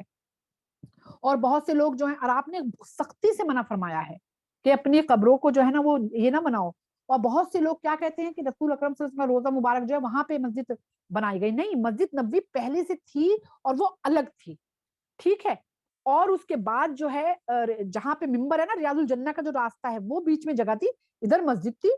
اور اس سائڈ میں جو تھا وہ حضرت عائشہ رضی اللہ تعالیٰ عنہما کا جو ہے وہ گھر تھا, جہاں پہ رسول اکرم صلی اللہ علیہ وسلم کو مطلب دفنایا گیا, تو وہاں پر وہ تھے, وہاں پہ روزہ مبارک ہے, وہ مسجد اس وقت مسجد میں نہیں تھا, لیکن جب لوگوں کی تعداد بڑھتی گئی تو اس مسجد کی کو بڑھانا پڑا, اور جب بڑھانا پڑا تو روزہ بیچ میں آ گیا, تو ظاہر سی بات ہے یہ تو نہیں کر سکتے تھے نا کہ اس کو وہاں سے ہٹا دے, تو وہ بیچ میں آ گیا, لیکن وہ مسجد نبوی ہے اصلیت میں. اور دیکھیں یہی وجہ ہے کہ کوئی خدا نہ کرے مقبرہ تو اس طرح بنایا جاتا ہے کہ جب لوگ اس سے جاتے ہیں نا تو کمر نہیں کرتے اس کی طرف, بلکہ پیچھے پیچھے مڑتے ہوئے جاتے ہیں. مسجد نبوی میں ایسا نہیں ہے, روزے کے جب مطلب ایک مسجد نبوی جو جیسے چاروں کونے ہیں, تو ایک کونا ایسا ہے کہ جب نماز پڑھی جاتی ہے تو روزے کی طرف کمر ہوتی ہے, اس طرح نماز پڑھتے ہیں, کوئی اس کی عبادت نہیں کی جاتی وہاں پر, اس کی طرف کمر ہوتی ہے. اگر آپ لوگ آئے ہوں یہاں پر, جو لوگ اس وقت اور ملکوں میں سن رہے ہیں وہ اگر آئے ہوں تو انہوں نے دیکھا ہوگا, یہاں کے لوگوں نے تو الحمدللہ سب نے دیکھا ہوا ہے کہ روزے کے آگے جب وہ پڑھی جاتی ہے نماز تو پیٹھ ہوتی ہے اس طرف. تو یہ چیز جو ہے رسول اکرم صلی اللہ علیہ وسلم نے منع فرمایا ہے کہ مسجد جو ہے وہاں نہیں بنانی ہے. ان قریب لوگ کہیں گے کہ وہ تین, اب لوگ جو ہے بحث کرنا اس میں آ رہا کہ بحث کیسی بحثوں میں پڑھتے ہیں لوگ, ذرا یہ سنیں. ان قریب لوگ کہیں گے کہ وہ 3 نوجوان تھے, چوتھا ان کا کتا تھا, کچھ لوگ کہیں گے کہ وہ 5 تھے, چھٹا ان کا کتا تھا, یوں ہی گمان کرتے ہیں, اور کچھ لوگ کہیں گے کہ وہ 7 تھے اور 8واں ان کا کتا تھا. آپ کہہ دیجئے کہ میرا رب ان کی صحیح تعداد زیادہ جانتا ہے, بہت کم لوگ انہیں جانتے ہیں, بس آپ ان کے سلسلے میں صرف سرسری بحث کیجئے اور کسی سے ان کے بارے میں کوئی بات نہ پوچھیے. اب یہاں پر حضرت ابن عباس کہتے ہیں کہ ان کی تعداد جو ہے زیادہ جو قوی ہے وہ 7 تھی, لیکن پھر بھی یہ ایمان کا حصہ نہیں ہے. وہ 8 تھے, 6 تھے, 5 تھے, یہ نہیں پوچھا جائے گا آخرت میں ہم سے کہ جی بتائیے اصحاب کہف کتنے تھے. اور آج کے زمانے میں انہی چیزوں میں بحث ہو رہی ہے. آپ دیکھیے جو ٹی وی ٹاکس آتے ہیں نا دین کے اوپر, ایسی چیزوں کو اٹھایا جا رہا ہوتا ہے کہ جن کا مقصد ہی نہیں ہے ایمان سے کچھ, اور جن کا یہ ہے کہ اللہ کے ہم عمل پوچھے جائیں گے, تم نے عمل کیا کیے ہیں, اور عمل کے اعتبار سے پوچھا جائے گا اللہ سے جو بندے کا تعلق تھا وہ کتنا پورا کیا, شرک تو نہیں کیا, مین چیز ہے شرک تو نہیں کیا آپ نے, یہ تعلق پوچھا جائے گا اللہ سے بندے کا. پھر اس کے بعد پھر نماز کے بارے میں پوچھا جائے گا, وہاں پر آپ کے روزوں کے بارے میں, زکوٰۃ کے بارے میں یہ پوچھا جائے گا. پھر بندے سے بندے کا تعلق کہ جو اللہ تعالیٰ نے رشتے بنائے کیسے ادا کیے, اس میں پڑوسی بھی آئے, مطلب خون کے رشتے تو ہیں ہی, پڑوسی, مسکین, یتیم, یہ سب لگا, بندے سے بندے کا تعلق, اس کا سوال ہوگا وہاں پہ. پھر کس کا, بندے کا اپنے لیے جو ہے, بندے سے اپنے نفس کا, اپنے جسم سے تعلق جو ہے اس کا سوال ہوگا کہ انسان شراب پی رہا ہے, یعنی کہ اپنے اوپر ظلم کر رہا ہے, شرک کر رہا ہے تو بھی اپنے اوپر ظلم کر رہا ہے. خدا نہ کرے جو خودکشی کرتے ہیں, اسی لیے تو ان کو جہنم میں کہا گیا ہے کہ وہ جو ہے اللہ کی دی ہوئی جان ہے اسے وہ ختم کر رہے ہیں, تو اللہ کے یہاں بہت بڑا گناہ ہے یہ. تو یہ سوال ہوں گے وہاں پہ, یہ نہیں ہوگا اصحاب کہف کتنے تھے, یا پھر نعوذ باللہ کسی نے کہا کہ رسول اکرم صلی اللہ علیہ وسلم میں نام نہیں لوں گی کہ وہ چیز پھر جائز تھی یا نہیں تھی. ارے بھائی یہ ایمان کا حصہ نہیں ہے, ان پہ بحثیں ہو رہی ہیں. تو اس کے بارے میں ایک عالم تو انہوں نے بڑی ایک اچھی بات کہی کہ ایک نوجوان روڈ پہ کھڑا ہوا ہے, بالکل برہنہ ہے, نہیں کوئی لباس نہیں پہنا ہوا, جوتے پہنے ہوئے, اور جوتے میں ریشمی تسمہ ہے, ٹھیک ہے, اور اس ریشمی تسمے میں جو وہ لگا ہوا ہے آگے وہ سونے کا بنا ہوا ہے. اب لوگ بحث رہے ہیں کہ مرد پہ سونا حرام ہے یا حلال ہے, سونا جائز ہے یا نہیں ہے, یہ نہیں دیکھ رہے کہ وہ برہنہ کھڑا ہے. یہ ہمارا حال ہے, ان چیزوں پہ بحثوں میں پڑے ہوئے ہیں جس کا ایمان سے کوئی تعلق نہیں ہے. ہمیں وہ دیکھنا ہے کہ ہمیں وہاں جواب کن چیزوں کا دینا ہے, ان پہ عمل کرنا ہے, نہ کہ ان بحثوں میں ہم پڑھیں. تو وہ منع کیا گیا کہ آپ اس چیز میں مت پڑھیے, رسول اکرم صلی اللہ علیہ وسلم کہتے ہیں کہ آپ ان چیزوں میں مت پڑھیے. اور آپ کسی چیز کے بارے میں, اب آگے ہم آیت نمبر 23 سے لیتے ہیں 31 تک, اور آپ کسی چیز کے بارے میں نہ کہیے کہ میں اس کام کو کل کروں گا. اب اس کے بارے میں کیا آتا ہے کہ جب رسول اکرم صلی اللہ علیہ وسلم سے 3 سوال پوچھے گئے تو آپ کے پاس حضرت جبریل امین وحی لے کے آیا کرتے تھے روز, تو آپ نے کہا کہ کل بتاؤں گا, آپ نے انشاءاللہ نہیں کہا. اور آپ سوچے آپ نبی تھے, اس کے بعد بھی اللہ تعالیٰ نے یہ بات پسند نہیں فرمائی, اور پھر وہی نہیں آئی, آپ پریشان ہو گئے, اللہ تعالیٰ سے توبہ استغفار کی. اور اس کے آگے الفاظ آتے ہیں کہ آپ نے جس کے ہے کہ ربی لی اقربا من ھذا رشدا, یعنی کہ اگر آپ یہ بھول جائیں, یعنی کہ انہوں نے انشاءاللہ نہیں کہا تھا, تو اسی لیے 15 دن وہی نہیں ہے, 15 دن بعد وہی آئی, اور اللہ تعالیٰ نے کہا کہ تم نے انشاءاللہ نہیں کہا تھا. تو یہ ایک چیز ہمیں لیسن سکھایا جا رہا ہے کہ کوئی بھی کام ہمیں آگے کرنا ہے تو انشاءاللہ ضرور کہیں, کیونکہ اگر ہم انشاءاللہ کہتے ہیں اس میں اللہ کی مرضی سے, یعنی کہ اللہ کی اس میں مرضی شامل کرتے ہیں, تو انشاءاللہ ہمیں ضرور جو ہے کہنا چاہیے کہ اللہ کا ذکر کیجیے اور کہیے کہ مجھے امید ہے کہ میرا رب بھلائی کے اس سے قریب تر راستے کی طرف میری رہنمائی کرے گا. اور اگر آپ بھول جائیں تو پھر جو میں کہا ہے پھر یہی کہیے گا کہ مجھے امید ہے کہ میرا رب بھلائی کے اس سے قریب تر راستے کی طرف میری رہنمائی کرے گا. تو یہاں پہ جو ہے ہمیں ایک چیز سکھائی گئی ہے انشاءاللہ کہنا. ہمارے ملکوں میں کیا بہت سے میں نے لوگوں کو دیکھا ہے کہ انہیں بالکل بھی عادت نہیں ہوتی, تو ہم لوگ ان چھوٹی چھوٹی چیزوں کی عادت بنائیں کیونکہ اللہ تعالیٰ نے کہا ہے. ٹھیک ہے, وہ نوجوان اپنے غار, اچھا اس کے بعد ہم نے آیت نمبر 23, ٹھیک ہے, وہ نوجوان اپنی غار میں 300 سال اور مزید 9 سال رہے. آپ کہہ دیجئے کہ ان کے اس حال میں رہنے کی مدت کو اللہ زیادہ جانتا ہے. آسمان اور زمین کی پوشیدہ باتوں کو صرف وہی جانتا ہے. وہ کیا خوب دیکھنے والا اور ایسا خوب سننے والا ہے. بندوں کا اس کے سوا کوئی کارساز نہیں, اور وہ اپنے حکم میں کسی کو شریک نہیں کرتا. اور آپ پر رسول اکرم صلی اللہ علیہ وسلم پر آپ کے رب کی کتاب کا جو حصہ بذریعہ وہی پہنچ جائے اسے لوگوں کو پڑھ کر سنا دیجیے. اس کے فیصلوں کو کوئی نہیں بدل سکتا, اور آپ اس کے سوا کوئی اور جائے پناہ نہیں پائیں گے. یعنی کہ قرآن مجید میں جو اللہ نے فیصلے کر دیے, انسان کیا رسول اکرم صلی اللہ علیہ وسلم تک یعنی کہ نبی تک اس کو نہیں بدل سکتے. اللہ ہی چاہے تو اسے بدل سکتا ہے اپنے فیصلے کو خود, اور کوئی اس کو نہیں بدل سکتا. کوئی بدلے گا تو ظاہر سی بات ہے اس نے آیت سے انکار کیا. اگر کسی آیت کو یہ کہے گا کہ یہ صحیح نہیں ہے, یہ نہیں, یہ ہونا چاہیے, تو پھر اس نے قرآن کی آیت پہ کیا کیا, یعنی کہ انکار کر دیا اس نے. تو یعنی کہ اللہ کے علاوہ کوئی جو ہے اس کے اندر, قرآن مجید کے اندر کوئی چیز کمی بیشی نہیں کر سکتا. اور جو لوگ صبح اور شام اپنے رب کو اس کی رضا جوئی کے لیے پکارتے رہتے ہیں, ان کے ساتھ اپنے رب کو ان کے ساتھ اپنے آپ کو رو کے رکھیے, اور دنیاوی زندگی کی زیب و زینت کی خواہش میں آپ کی آنکھیں ان سے پھر نہ جائیں, اور آپ اس آدمی کی پیروی نہ کیجیے جس کے دل کو ہم نے اپنی یاد سے غافل کر دیا ہے, اور جو اپنی خواہش کی اتباع کرتا ہے, اور جس کی نافرمانی کا معاملہ حد سے تجاویز کر گیا ہے. اب یہ کہتے ہیں کہ یہ جو آیت ہے امیہ بن خلف اور اسی طرح کے جو دوسرے جیسے کہ ابو جہل اور یہ سب تھے, ابو لہب, یعنی کہ ایسے لوگوں کے لیے جو ہے یہ آیت جو ہے وہ اتری تھی. مین جو نام آتا ہے وہ امیہ بن خلف جو ہے, جو مشرک تھا, اس کے بارے میں اتری. کیا کہا کرتا تھا, یہ سردار تھے اور امیر کبیر تھے. تو رسول اکرم صلی اللہ علیہ وسلم سے کہا کرتے تھے کہ بھئی تمہاری جو دربار ہے, یعنی کہ تمہاری جو مجلس ہے, اس میں ہمیشہ جب ہم آتے ہیں تو غریب لوگ بیٹھے ہوتے ہیں, یعنی کہ غریب غربا غلام ایسے لوگ ہوتے ہیں, ہم ان کے ساتھ نہیں بیٹھ سکتے. اور اگر آپ ان لوگوں کو اپنی مجلس سے ہٹا دیں گے, شریک نہیں کریں گے, تو پھر ہم آپ کی باتیں سنیں گے اور آپ کی محفلوں میں شریک بھی ہوں گے. ٹھیک ہے, تو پھر اس میں اس کا آپ کو اس چیز کا اس آیت کے ذریعے حکم دیا گیا کہ آپ ایسا نہ کریں, بلکہ غریب مسلمانوں کا خیال کریں اور انہیں اپنی مجلس سے نہ نکالیں, جن کی صفت یہ ہے کہ وہ اپنے رب کی رضا کی خاطر صبح اور شام نماز پڑھتے ہیں, اللہ کو یاد کرتے ہیں اور اللہ کا ذکر کرتے ہیں. ٹھیک ہے, اور جو سردار ہیں ان کا دل رکھنے کے لیے جو ہے آپ جو ہے وہ ان سے نظر مت ہٹائیے گا. ٹھیک ہے, لوگوں کی پیروی نہ کیجیے. اور وہی بات ہے کہ کسی کو ایمان لانا ہوگا تو وہ بنا اس کے بھی لائے گا. اور آج بھی ہم دیکھیں, آج بھی ایسے بہت سے لوگ ہیں جو سو کالڈ ایسے بنے ہوتے ہیں کہ بس ہم تو ایسے لوگوں میں بیٹھ سکتے ہیں, ہم غریب غرباؤں میں نہیں بیٹھ سکتے, ہم ایسے لوگوں سے بات نہیں کر سکتے, یہ اللہ کو ناپسند ہے. سب اللہ کے بندے ہیں, اور اللہ کے یہاں بڑا چھوٹا تقوی کے اعتبار سے ہوتا ہے. نہ عہدے کے حساب سے اللہ کو یہاں پکارا جائے گا, نہ مال و دولت کے حساب سے پکارا جائے گا, اور نہ کسی کی ذات بڑی ہے نہ اس سے پکارا جائے گا. اللہ کے یہاں جو پکارا جائے گا, جس کا عہدہ یعنی کہ بڑا ہوگا, وہ تقوی کے حساب سے ہوگا کہ اللہ کے قریب کون ہے. ٹھیک ہے, اس کے بعد ہے اور آپ کہہ دیجئے کہ دعوت حق تمہارے رب کی جانب سے ہے, پس جو چاہے ایمان لے آئے, یعنی قرآن مجید کے لیے آ رہا ہے, جو چاہے ایمان لے آئے اور جو چاہے انکار کر دے. یعنی کہ انسان کو اللہ نے وہ دے دیا ہے, حق دے دیا ہے, لیکن ظاہر سی بات ہے پھر حق تو دے دیا اللہ نے, لیکن راستے بتا دیے, یہ صراط مستقیم ہے اور یہ شیطان کا راستہ ہے, یہ جنت کا ہے جہنم کا ہے. اب اللہ نے حق دے دیا ہے, تم جون سا چاہے راستہ چن لو, لیکن فیصلہ جو ہے وہ رب کے ہاتھ میں ہوگا, وہ کوئی نہیں کر سکتا. پھر بے شک ہم نے ظالموں کے لیے ایک آگ تیار کر رکھی ہے جس کی قناتیں انہیں گھیر لیں گی, اور اگر وہ پانی کے لیے فریاد کریں گے تو ان کی فریاد رسی پگھلے ہوئے تانبے کے مانند پانی سے ہوگی. اللہم اجرنا من النار, اللہم اجرنا من النار, اللہم اجرنا من النار. سوچیے پگھلا ہوا تانبا, ایسی چیز آج بھی جو تیز گرم, جیسے مائکرو ویو میں اگر چائے تیز گرم ہو باہر سے ایک دم منہ میں لگا لو تو ایک دم جیسے ہونٹ جل جاتے ہیں, آپ سوچیے وہاں تو پگھلا ہوا تانبا ہوگا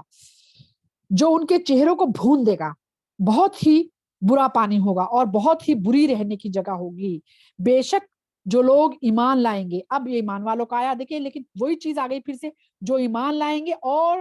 عمل صالح کریں گے, یعنی خالی ایمان کا دیکھیں آپ کہیں بھی ذکر نہیں ہے, عمل کرنے لازمی چیز ہے. اور جو عمل صالح کریں گے, ہم ایسا اچھا کام کرنے والوں کو کا اجر ضائع نہیں کریں گے, ان کو عدن کے باغات ملیں گے جن کے نیچے نہریں جاری ہوں گی, وہاں انہیں سونے کے زیورات پہنائے جائیں گے. یہاں تو مردوں کے لیے سونا حرام ہے, لیکن جنت میں ان کو سونے کے زیورات پہنائے جائیں گے, اور وہ باریک اور سبز ریشم کے کپڑے پہنیں گے, اور ایسے آرام جو مطلب وہ ہوتے نا آرام کرسیوں پہ گاؤں تک جیسے ان پہ ٹیک لگائے بیٹھے ہوں گے, آرام کرسیوں پر ٹیک لگائے ہوئے ہوں گے. کتنا اچھا بدلہ ہوگا, اور جنت ایک بہت ہی اچھی آرام گاہ ہوگی. اللہ تعالیٰ ہم سب کو بھی جنت میں جگہ دے. اللہم اسألک جنات الجنہ. اب آگے ہم آیت نمبر لیتے ہیں, کون سی آیت نمبر 32 سے 44. اور آپ ان کے سامنے, اب یہاں پہ اللہ تعالیٰ ایک مثال پیش کر رہا ہے دو لوگوں کی,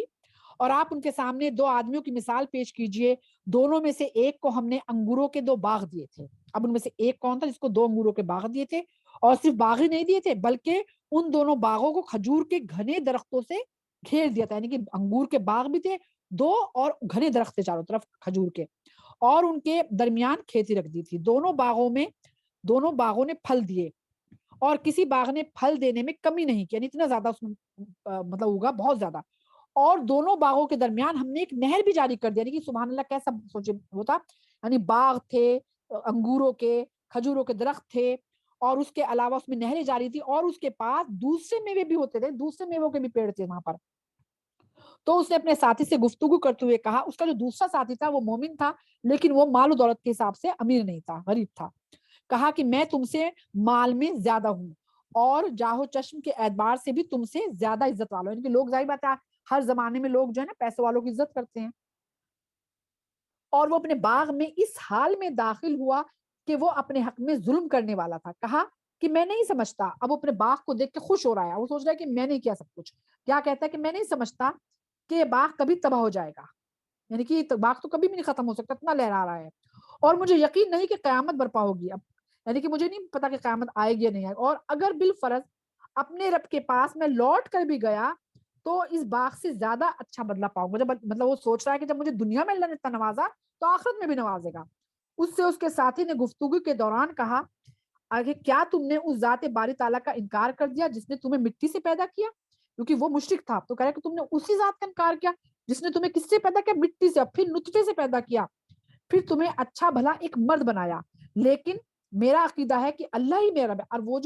اور وہ دوسرا جو ساتھی تھا وہ کیا کہہ رہا ہے کہ میرا عقیدہ ہے کہ اللہ ہی میرا رب ہے, واللہ ربی ولا اشرک بربی احدا. یعنی کہ میرا عقیدہ ہے کہ اللہ ہی میرا رب ہے اور میں اپنے رب کا کسی کو شریک نہیں بناتا ہوں, یعنی کہ میں شرک نہیں کرتا ہوں. اور تم جب باغ میں داخل ہوئے تھے تو کیوں نہیں کہا تھا اللہ نے جو چاہا ہے وہ ہوا ہے, اللہ کی مشیت کے بغیر کسی کو کوئی قوت حاصل نہیں ہو سکتی. یعنی کہ جب وہ باغ میں گھسا تو اس نے کیا دیکھا, دیکھ کے خوش ہو گیا, اور اس نے کہا اتنا لہلا رہا ہے اس میں کبھی کہا یہ ختم ہو سکتا ہے, تو ختم ہی نہیں ہو سکتا. تو اب وہ جو مومن تھا اس سے کیا کہہ رہا ہے, تم نے ایسا کیوں نہیں کہا. الفاظ اگر ہم عربی میں دیکھیں تو ماشاء اللہ, اب یہاں پہ دوسری چیز سکھائی جا رہی ہے. پہلے کیا سکھایا تھا؟ انشاءاللہ. اب آگے یعنی کہ ہم کسی بھی اچھی چیز کو دیکھیں تو ہمیں کیا کہنا ہے؟ ماشاء اللہ لا قوت الا باللہ. یعنی کہ کیا ہے کہ اللہ نے جو چاہا ہے وہ ہوا ہے, اللہ کی مشیت کے بغیر کسی کو کوئی قوت حاصل نہیں ہو سکتی. یعنی کہ اس نے کہا کہ تم نے یہ کیوں نہیں کہا. یہ دوسری سبق ہمیں سکھایا گیا کہ ہم جب بھی کوئی کسی دوسرے اپنے گھر میں دیکھیں اچھی چیز, چاہے اولاد ہو چاہے اپنی ذات کو, اپنے آپ کو ہمیں اچھے لگ رہے ہیں تو ہم اپنے آپ کے لیے بھی کہیں ماشاءاللہ. یہ نہیں ہوتا کہ اپنے لیے نہیں کہہ سکتے, اپنے آپ کو بھی اپنی نظر لگ جاتی ہے. دوسرے لوگوں کو دیکھیں تو حسد کا شکار نہ ہو بلکہ ماشاءاللہ لا قوت الا باللہ کہیں. اولاد سب کے لیے یہ کہنا ہمیں چاہیے. میں دوسرا سبق اللہ نے دیا ہے, اگر تم مجھے اپنے آپ سے مال اور اولاد میں کمتر پاتے ہو تو امید ہے کہ میرا رب مجھے تمہارے باغ سے بہتر باغ دے گا. وہ کہہ رہا ہے کیونکہ دیکھیں جن کا نظر آخرت پہ ہوتی ہے نا, انہیں دنیا کی دولت سے کوئی پرواہ نہیں ہوتی, تو اسے پتا اسے وہ کہہ رہا ہے کہ مجھے اس کی کوئی پرواہ نہیں ہے, مجھے تو تم سے بہتر باغ مجھے ملے گا, وہ اس کے آخرت پہ نظر ہے. اور تمہارے باغ پر کوئی آسمانی عذاب بھیج دے گا. وہ کہہ رہا ہے کہ اللہ تعالیٰ کہتا ہے تمہارے باغ پہ کوئی آسمان سے عذاب بھیج دے گا, بس وہ بے پودے والا چکنا میدان ہو جائے گا یا اس کا پانی زمین کے تہ میں چلا جائے, پھر تم اسے حاصل نہیں کر سکو گے. اور اس کے تمام پھلوں کو آفت نے گھیر لیا, بس ان پھلوں پر جتنا مال خرچ کیا تھا اس پر افسوس ملے گا. در حقیقت وہ باغ اپنے چھپروں سمیت گر پڑا. یعنی کہ وہ جو باغ تھا پورا کا پورا ایسا ہو گیا نا جیسے کوئی چھت گر جائے, ختم ہو گیا, یعنی کہ پورا کا پورا ختم ہو گیا, گر گیا.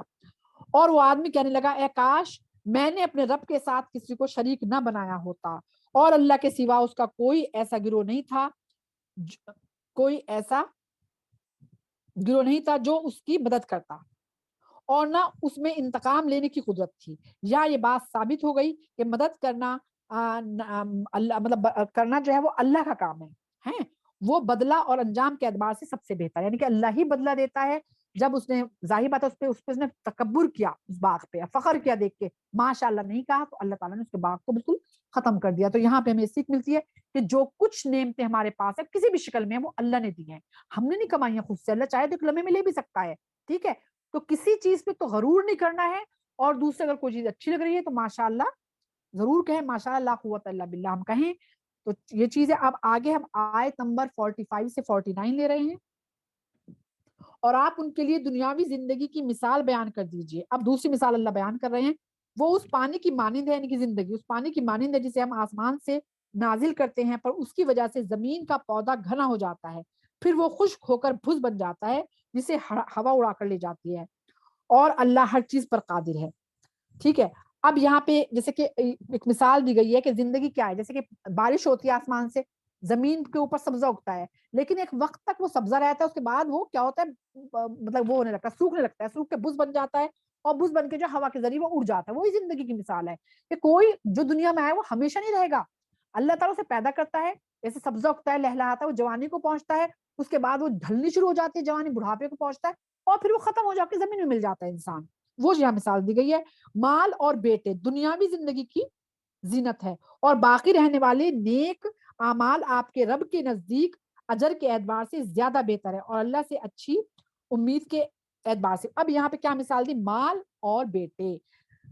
देखिए दुनिया में बेटे, यहाँ पे बेटे कहा गया, लेकिन इसमें तमाम वो आ जाते हैं हमारे रिश्ते, तमाम रिश्ते, हमारे दोस्त अहबाब रिश्ते सब को ले लो। ये सिर्फ दुनिया में तो हमारे काम आ सकते हैं, आखिरत में हमारे काम नहीं आ सकते। हमारा माल काम आ सकते हैं, सिर्फ वो माल जो अल्लाह की राह में खर्च कर दिया वो तो हमारे काम आएगा। उसके अलावा जो हमने माल अपने औलाद के लिए छोड़ दिया वो हमारे काम नहीं आएगा, और जो हमने खा पी लिया वो भी हमारे हमारे काम वो आएगा जो अल्लाह की राह में खर्च कर दिया है। और जो लोग हैं, कितना भी हमने मोहब्बत किया है, प्यार किया है, जो कुछ किया, लेकिन वो नहीं काम आएंगे। जब हम एक मिसाल, एक वो भी तो है ना, किस तरह से कोई है कि तीन तरह के वो लोग हैं, को जाएंगे, दो वापस आ जाएंगे, एक सिर्फ रहेगा वहां पर। तो यानी कि जो इंसान की औलाद है और जो इंसान का माल है वो कब्र में नहीं जाता साथ, कब्र में उसके अमल जाते हैं साथ, वही उसकी हिफाजत करेंगे वहां पर, वही उसकी हिफाजत करेंगे। तो अल्लाह ताला यहाँ वही फरमा रहा है कि सिर्फ अमल तुम्हारे देखे जाएंगे, ये जो माल और ये बेटे तो दुनिया की जीनत हैं, दुनिया में तुम्हारे साथ हैं, तुम इन पे दुनिया में ऐश कर सकते हो, दुनिया में तुम अपने आप को, जैसे इंसान जीनत इख्तियार करके खूबसूरत बनता है, अपने आप को बहुत बड़ा समझ सकते हो, लेकिन जब तुम कब्र में जाओगे, जब तुम आखिरत में उठोगे, वहां कोई काम नहीं आएगा, वहां सिर्फ तुम्हारे अमल जो है वही काम आएंगे। और जिस दिन हम पहाड़ों को चलाएंगे और आप जमीन को जाहिर पाएंगे, और हम सबको इकट्ठा करेंगे, बस उनमें से एक को भी नहीं छोड़ेंगे। अब यहाँ पे अल्लाह ताला वही कह रहे हैं कि जब पहाड़ को चलाएंगे, यानी कि पहाड़ उड़ेंगे, रेजा रेजा हो जाएंगे, सब चीजें खत्म हो जाएंगी, और जमीन जो है, जमीन के अंदर भी जो छुपा हुआ होगा वो भी जमीन अपने बाहर निकाल देगी। फिर अल्लाह ताला तमाम लोगों को जो है वो इकट्ठा करेंगे, चाहे वो चटियल मैदान बन जाएगा, नई इमारतें, कुछ भी नहीं रहेगा। फिर अल्लाह ताला इंसानों को उठाएगा, तमाम इंसान, यानी कि सबको अल्लाह ताला महशर के मैदान में जो है इकट्ठा करेगा, और फिर उसके बाद जो है वो हिसाब किताब होगा। उसमें सूर्य वाक़या में भी इसका जिक्र आता है ना, आप कह दीजिए सब अगले पिछले जरूर जमा किए जाएंगे, यानी कि एक मुकर्रर दिन के वक्त, ये सूर्य वाक़या में भी इसका जिक्र है। और सब आपके रब के सामने सफ लगाकर पेश किए जाएंगे,